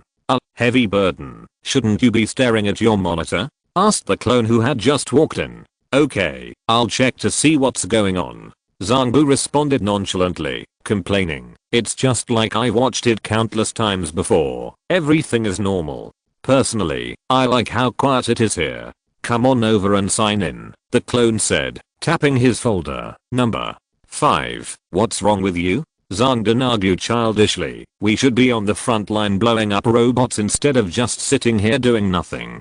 "Don't worry about him. He's been in his incubator for too long." Huo Bao glanced at number 5 and said. The Heavy and the Stooge laughed together, but 5 just frowned in annoyance and looked back at his manual. If our mission is to be stationed here, then what's the point of all this previous training?" another clone complained. "Yes, it's meaningless," Zangdan said. 5. You may not realize that we are now in the most boring outpost on the outer edge of the galaxy. At this moment, a clone entered the monitoring room. This clone had grey eyebrows and sideburns. He said firmly, "It is also one of the most important ones." All eyes turned to him, and the Stooge immediately turned off the radio, while all the clones suddenly stood up and stood straight. He stared at the assembled clones and said, "I know you are all new here, but I must remind you that this location is a key location for the Republic in the Outer Rim. If the droids destroy this base, they can launch a surprise attack on Kamino." His reminder immediately made some clone troopers nervous, because Kamino was their clone homeland, and protecting it was obviously of great significance to them. "Don't say I didn't warn you. Several of the Republic generals' lieutenants will be here, so I want you all to do your job and be ready for inspection." The sergeant looked at his squad and asked, "Understood?" "Understood, sir." In the Milky Way, a Republic fleet advances through the vast space, and several V-19 Torrent starfighters fly towards the fleet's central ship. Inside the center ship, Obi-Wan Kenobi stared out into space, lost in thought, before turning to his former apprentice, now also a Jedi Knight, Anakin. Anakin, are you alright? You haven't rested in a long time. Obi-Wan said as he walked towards the young Jedi who was staring at the interstellar map on the holodesk. Once we catch Grievous, I can get some sleep, Anakin said, rubbing his temple. Clone intelligence last reported Grievous in the Bamora system, but that was a few weeks ago. He has disappeared since then. Well, he's not like you. Maybe he just went back to rest. Obi-Wan said humorously. Anakin's faithful astromech droid, R2-D2, chirped in agreement with Obi-Wan's words. Anakin did not relax after hearing his master Obi-Wan's advice. Instead, he frowned and drooped his eyelids. What's wrong with you, Anakin? Is there anything else? Obi-Wan said. Before Anakin could reply, Admiral Wolf Yularen of the Republic approached the two men. General, I'm sorry to bother you, but Commander Cody has sent a communication request. Yularen said, and then he pressed the communication button and a small macro holographic Cody appeared in front of them. General Kenobi, General Skywalker. Cody. Kenobi greeted warmly. How was the inspection? Pastel's tracking station is fully operational, and Captain Rex and I are on our way to the outpost, stationed in the Rishi system, Cody reported. Very good. Please report back when you arrive at Rishi base, Obi-Wan said. Roger that, General. Cody exited the comms. Cody is an excellent commander, Kenobi praised, then looked at Anakin. Don't worry, Anakin. If Grievous comes anywhere near this quadrant, we will know about it first. Master, do you feel anything unusual? Anakin suddenly looked at him and asked. Obi-Wan said nothing, his brow furrowed. General Kenobi, is everything alright? Yularen asked, noticing Obi-Wan's expression. After a few seconds of silence, Obi-Wan responded.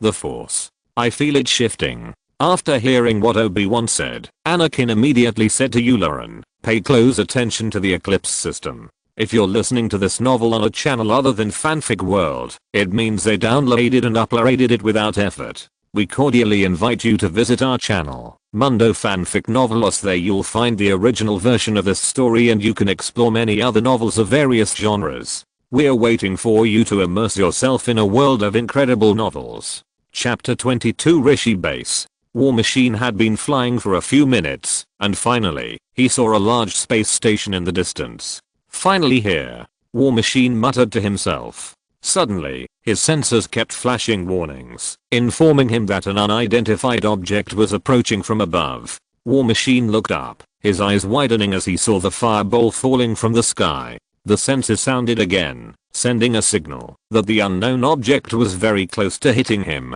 Without thinking, War Machine immediately flew a long distance away from the range of the meteorite fall. Well, either I'm in some unknown mysterious place on Earth, or I'm not on Earth anymore, War Machine muttered to himself. As War Machine witnessed the meteorite fall, the clones in Rishi base were also notified of the meteorite fall. Sir, a meteorite is approaching. The Intelligent Early Warning System reported. Activate the protection system, the clone captain instructed. Here comes the excitement you want, Burden, said the funny guy. The Burden rolled his eyes in response and said sarcastically, yes, it is very exciting, but it was brought by meteorites, not robots. Soon, the meteorite hits the base's radiation shield, and War Machine, who is witnessing the station's defense system, is somewhat stunned by what he sees. Seriously, where am I? War Machine had asked himself many times, but this time, he wanted to know the answer urgently.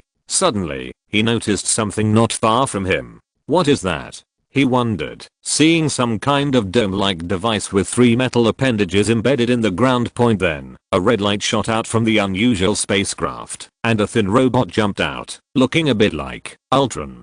Drone. War Machine muttered with narrowed eyes. He had already turned on the weapon system. Not an Ultron drone, War Machine said to himself as he observed. He noticed that one of the robots had some kind of paddle-like device attached to its back, leading the other black robots armed with some kind of guns towards the base. War Machine also quietly approached the base. After observing for a while, he found that something white was thrown down from the platform. From a distance, it looked like a corpse. Gritting his teeth, War Machine chose to fly closer for a closer look. Looking at the entrance, he used the many craters and hills as cover, while slowly approaching the base so as not to attract any unnecessary attention. As he was concentrating on slowly approaching the base, a shadow appeared above his head, which almost made his heart stop. The armor warning system sounded, and War Machine turned around in time to see a huge eel-like creature hovering above him with its mouth open. What the fuck is this?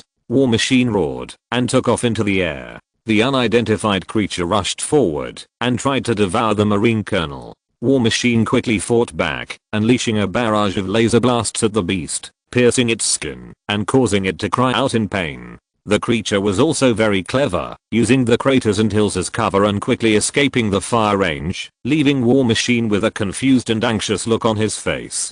Damn it. War Machine was extremely angry. What the hell is Hydra doing? His inner anger was interrupted by the sound of fighting echoing in the base. Turning to face the base, he continued to approach slowly. This time he was much more cautious. He then saw 4 humans in white armor jumping out of the ventilation shaft, and in the distance another huge creature seemed to be stalking them. War Machine's eyes widened in horror and he flew forward as fast as he could, hoping to intercept the giant monster. Meanwhile, the 4 surviving clones at Rishi Base discussed what to do next. Now that we don't have a captain, what should we do? Huobeo asked in panic. Echo said mechanically, well, according to the instruction manual, the next one. Wait a minute. Heavy Burden interrupted the echo. Did you hear anything? 5 spoke up. What's that voice? It doesn't sound like a robot.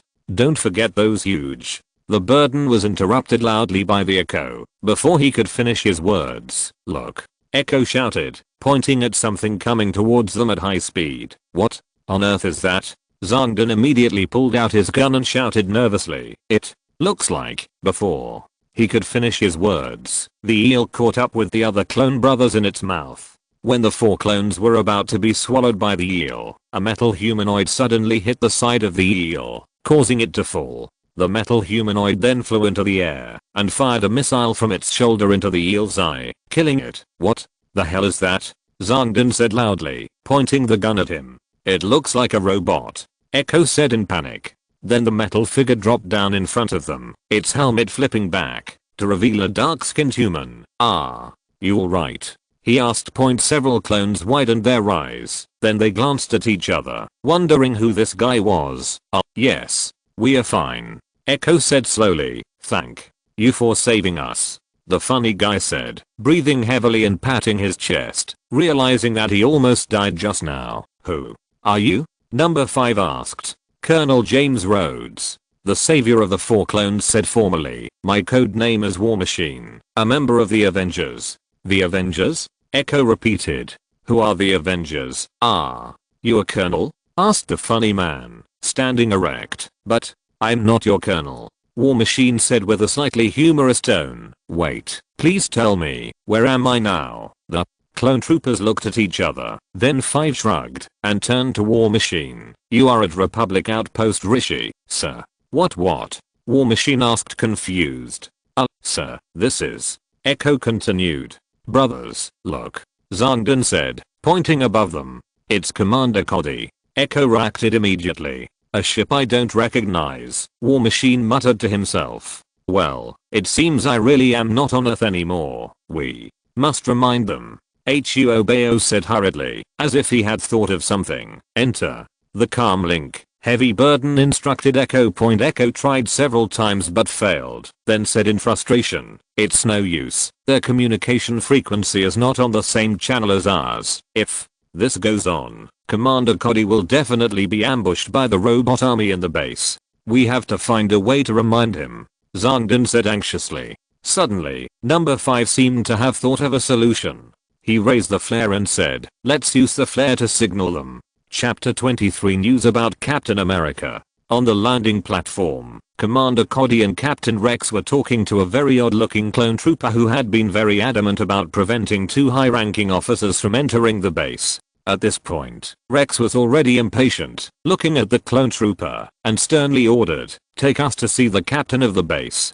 Got it, the clone replied. Rex and Cody looked at each other, both a little confused. At this time, a red light shot out from under the platform and shot high into the air. Robot. Attack flare? Cody said puzzledly. Point without hesitation. Rex raised his rifle and quickly shot the obstructing clone in the head. Ah. You crazy? Cody said, stunned by Rex's sudden behavior. What the hell are you doing? Relax, Rex said confidently. Then he walked over to the fallen body, took off his helmet, turned to Cody and said, just as I thought, looks like one of those new commando droids. That flare must have been fired by a surviving clone trooper, Cody speculated. Suddenly, the sound of gunfire covered the entire area. Ambush, Rex yelled, as both he and Cody were now surrounded by other commando droids. Both men moved quickly for cover, firing away. Cody fired several shots at one of the robots, which then stood up again and continued firing. Those robots are equipped with armor, Cody said angrily. We must go up and help them, said Echo. Yes, but we can't fly and can't reach the space station, said number 5, and suddenly he looked at War Machine, which the others soon noticed. Colonel Rhodes, I know this is difficult, but, number 5 said quickly. Point Tom. 5's words were interrupted by the sound of Cody and Rex's ship being blown up. No, Echo shouted. Damn it. The burden roared. What shall we do now? Don't panic yet, War Machine said. Pointing upwards, the clone team saw 2 figures coming down from the station platform, and all 4 of them hurried forward. War Machine thought quickly about what to do, but right now, he really didn't have much choice. So, following these soldiers who looked exactly the same seemed to be his best option at the moment. Meanwhile, Rex and Cody land on the ground. Our spaceship was blown up. Now we are in trouble, Commander, Rex said with a wry smile as he looked at the wreckage of their spaceship. It's no worse than the time we were in Tiblin. We had GD with us in Tiblin, and they were a great help, Cody reminded. Suddenly, both Rex and Cody stopped as they saw 4 figures running in their direction. Put your hands above your head and take off your hats, Rex ordered, pointing his rifle at them.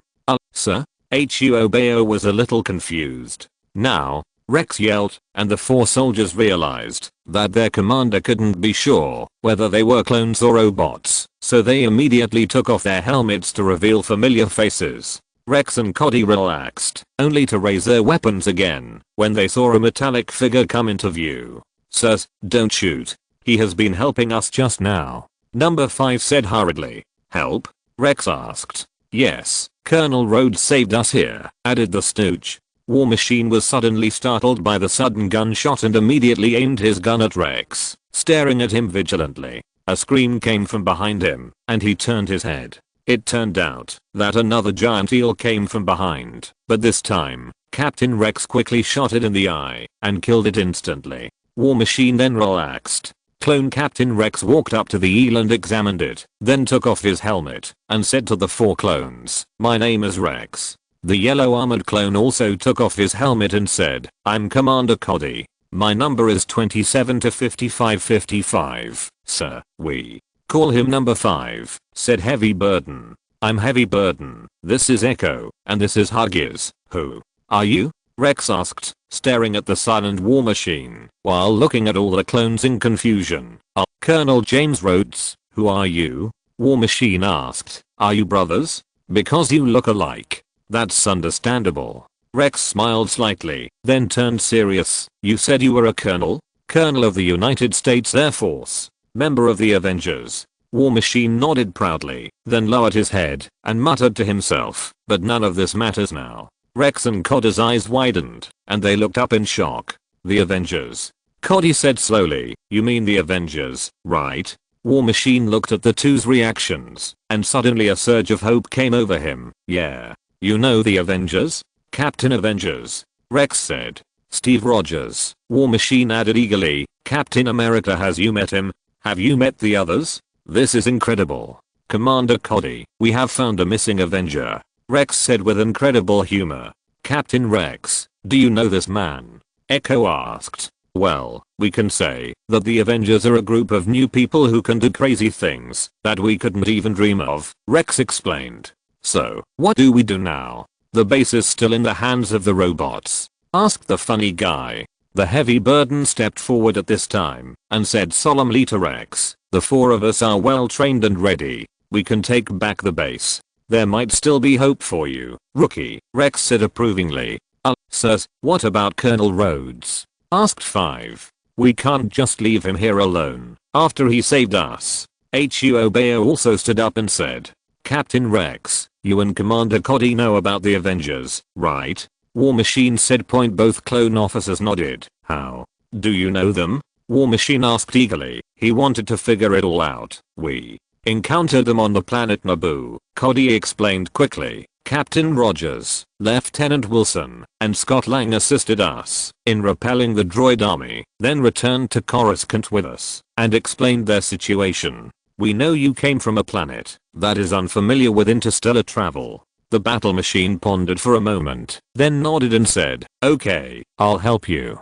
This surprised some of the clones, and Rex looked at War Machine and asked, Sir, are you sure? If so, you're getting dragged into a war that's not yours. If the captain is the one who first inserted himself into this conflict, he must have good reasons. Then helping you retake this base seems to be the best option for me to reunite with my comrades. War Machine said firmly. That's great. Rex nodded gratefully. Chapter 24, Richie in Danger. Let's move then, Cody said to the other clones, and they all put on their helmets, with War Machine's helmet appearing automatically. I can fly over to the base and find a vantage point to make sure the platform is clear, War Machine said to Captain Rex. Thank you very much, Rex said. Watching the War Machine fly into the air, Rex watched carefully, and after a few seconds, War Machine signaled them to go to the space station platform. Let's go. Rex gave an order and the clone team began to move.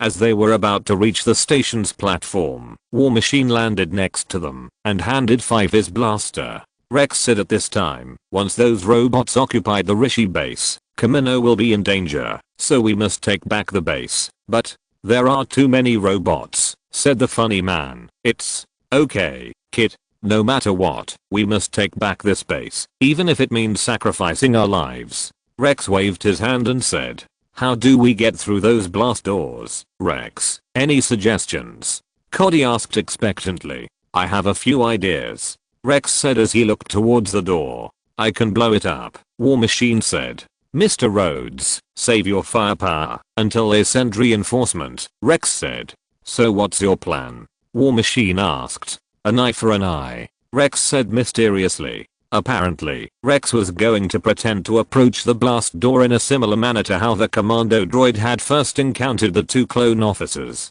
The rest of the team lined up under the blast door to avoid being seen by the cameras. The camera suddenly appears, giving a close-up look at Rex. 2 to 6. Is that you? The commando droid on the other side of the door asked. Rex responded to the robot's questions as calmly and mechanically as possible. Your voice sounds strange. Is there something wrong with the vocabulary device? The robot asked doubtfully. Rex put his hands around his neck and said again, I understand. Take off your helmet and let me see your faceplate, the robot said. Understood. Rex agreed with a hint of amusement in his tone. Rex hid under the camera and held up a robot head. War Machine hovered above the camera and watched the scene in amusement, looking at Cody and shaking his head. This doesn't seem to be working, Cody muttered, a little annoyed at Rex's ridiculous plan. Suddenly, the blast door opened. The robot behind the door quickly realized it was a ruse after seeing Rex. Rex just repeated I understand and quickly pulled the trigger, hitting the robot in the middle, while the others killed the other 2. Okay, Rex said approvingly. Let's go. War Machine landed behind the clones and ran over, holding out a hand as he motioned for them to wait at the foot of the stairs. Wait a minute, my armor detects someone up there, War Machine said. Armor can do this? Echo asked in surprise. War Machine paused for a moment and said, there are 9 enemies. The team rushed in, War Machine flying first at 2 of the 4 commando droids stationed in the main control area of the base. The power of his armor combined with the inertia of his flight crushed the opponent's head like a heavy truck. The clones rushed in and took the opportunity to quickly eliminate the other droids, as the remaining droids were distracted by War Machine's sudden arrival. The clown cheered. It's so easy, don't get too excited yet, rookie, Cody said, looking at a monitor at the base. Echo, go to the window and use the telescope to observe and see if there is anything going on. Echo, walked to the window and looked through his telescope to see a large group of ships. Looks like a Separatist fleet, Echo said. Now I know why they broke into the base. They are launching a full-scale invasion of Chennai.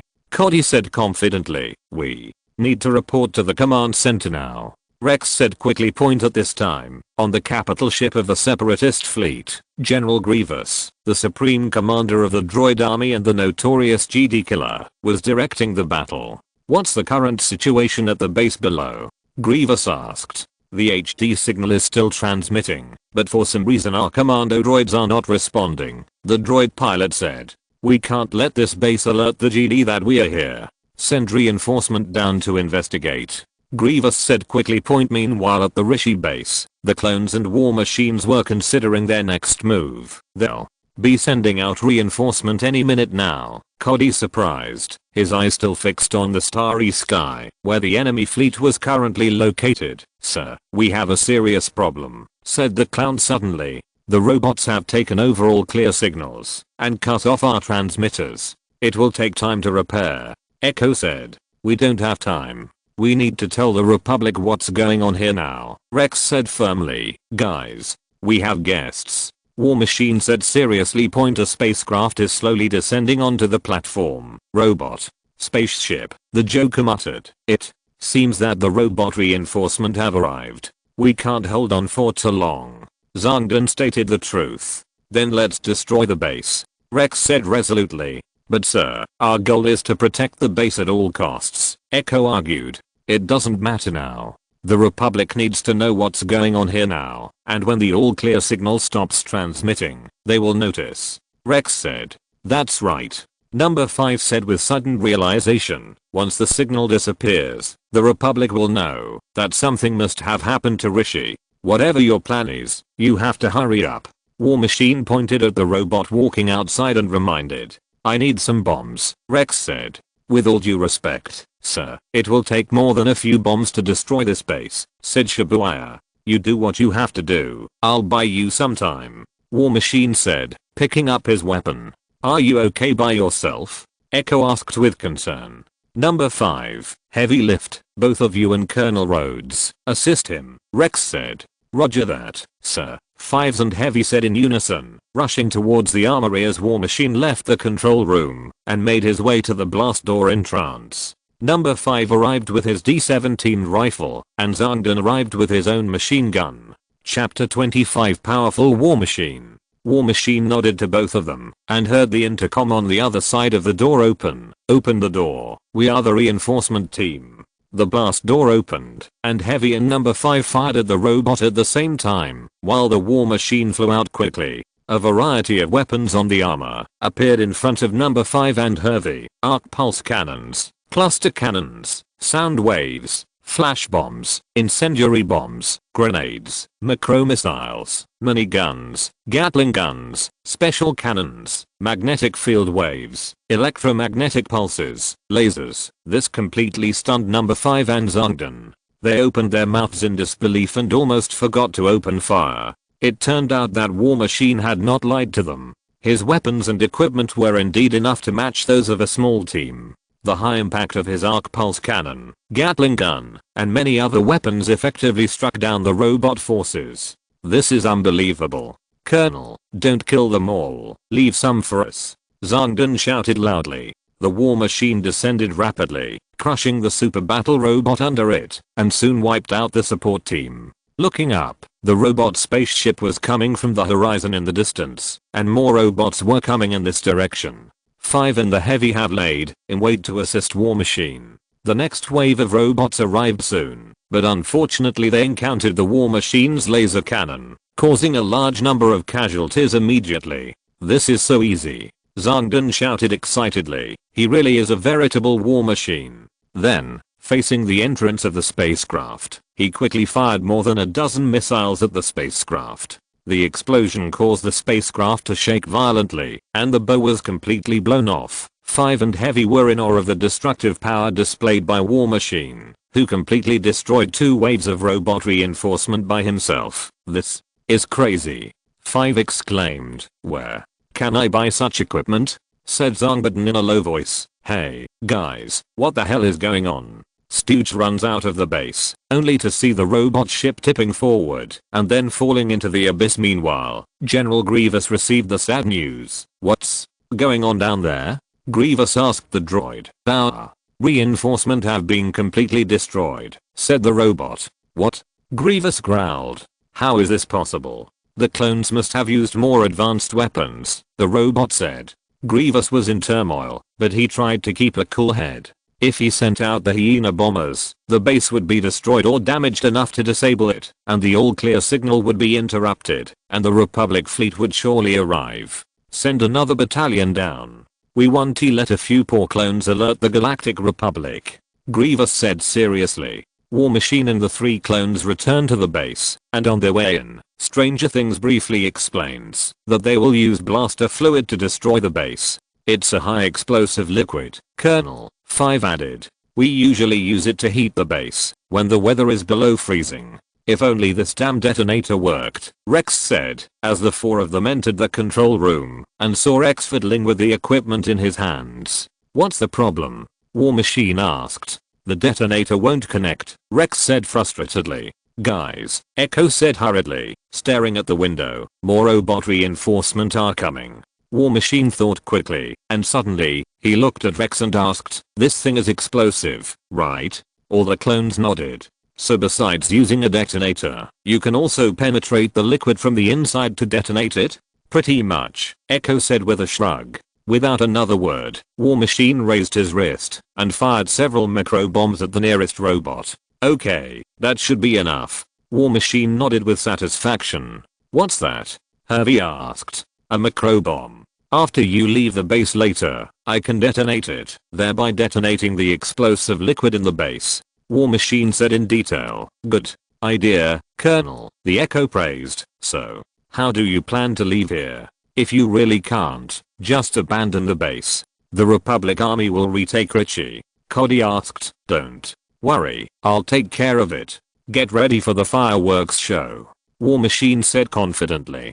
Cody nodded. Let's go then, Rex said, walking to the exit of the ventilation shaft. The 4 clones hesitated for a moment until Rex ordered them to leave the base. War Machine had been walking around the base, running his metal fingers lightly over the many panels and buttons, admiring the many control panels and other remarkable technology that seemed both familiar and strange to him. He stopped and listened, and heard the sound of mechanical footsteps coming up the stairs toward the base entrance. He then wandered around the base carelessly, waiting for his prey to come, until he stood in front of the central command table, looking directly at the robot team coming up the stairs. The leading robot took a quick look around and said, the base is safe. When it scanned for the second time while walking, it found that there was something similar to them in front of the command table, but the other side was more like a human. Soon, the other robots also noticed the leisurely War Machine and asked, wait, who is that? Is that a new robot? It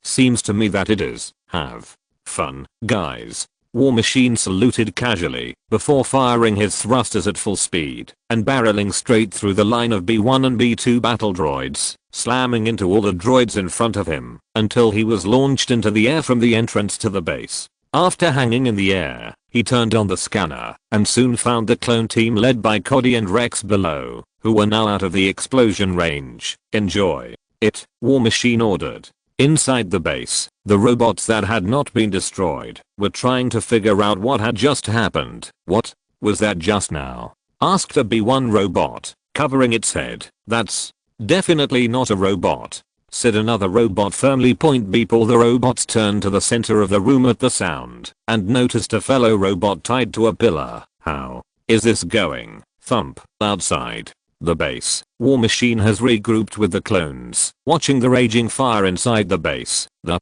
place I have always hated has now been destroyed, Zongdan said with some affection. End of this chapter. Thank you very much for reaching the end. Don't forget to like. Looking for more exclusive content and immediate access? Subscribe to our Patreon. Remember, every like, subscription, or donation encourages us to continue. Thanks to everyone. See you in the next video.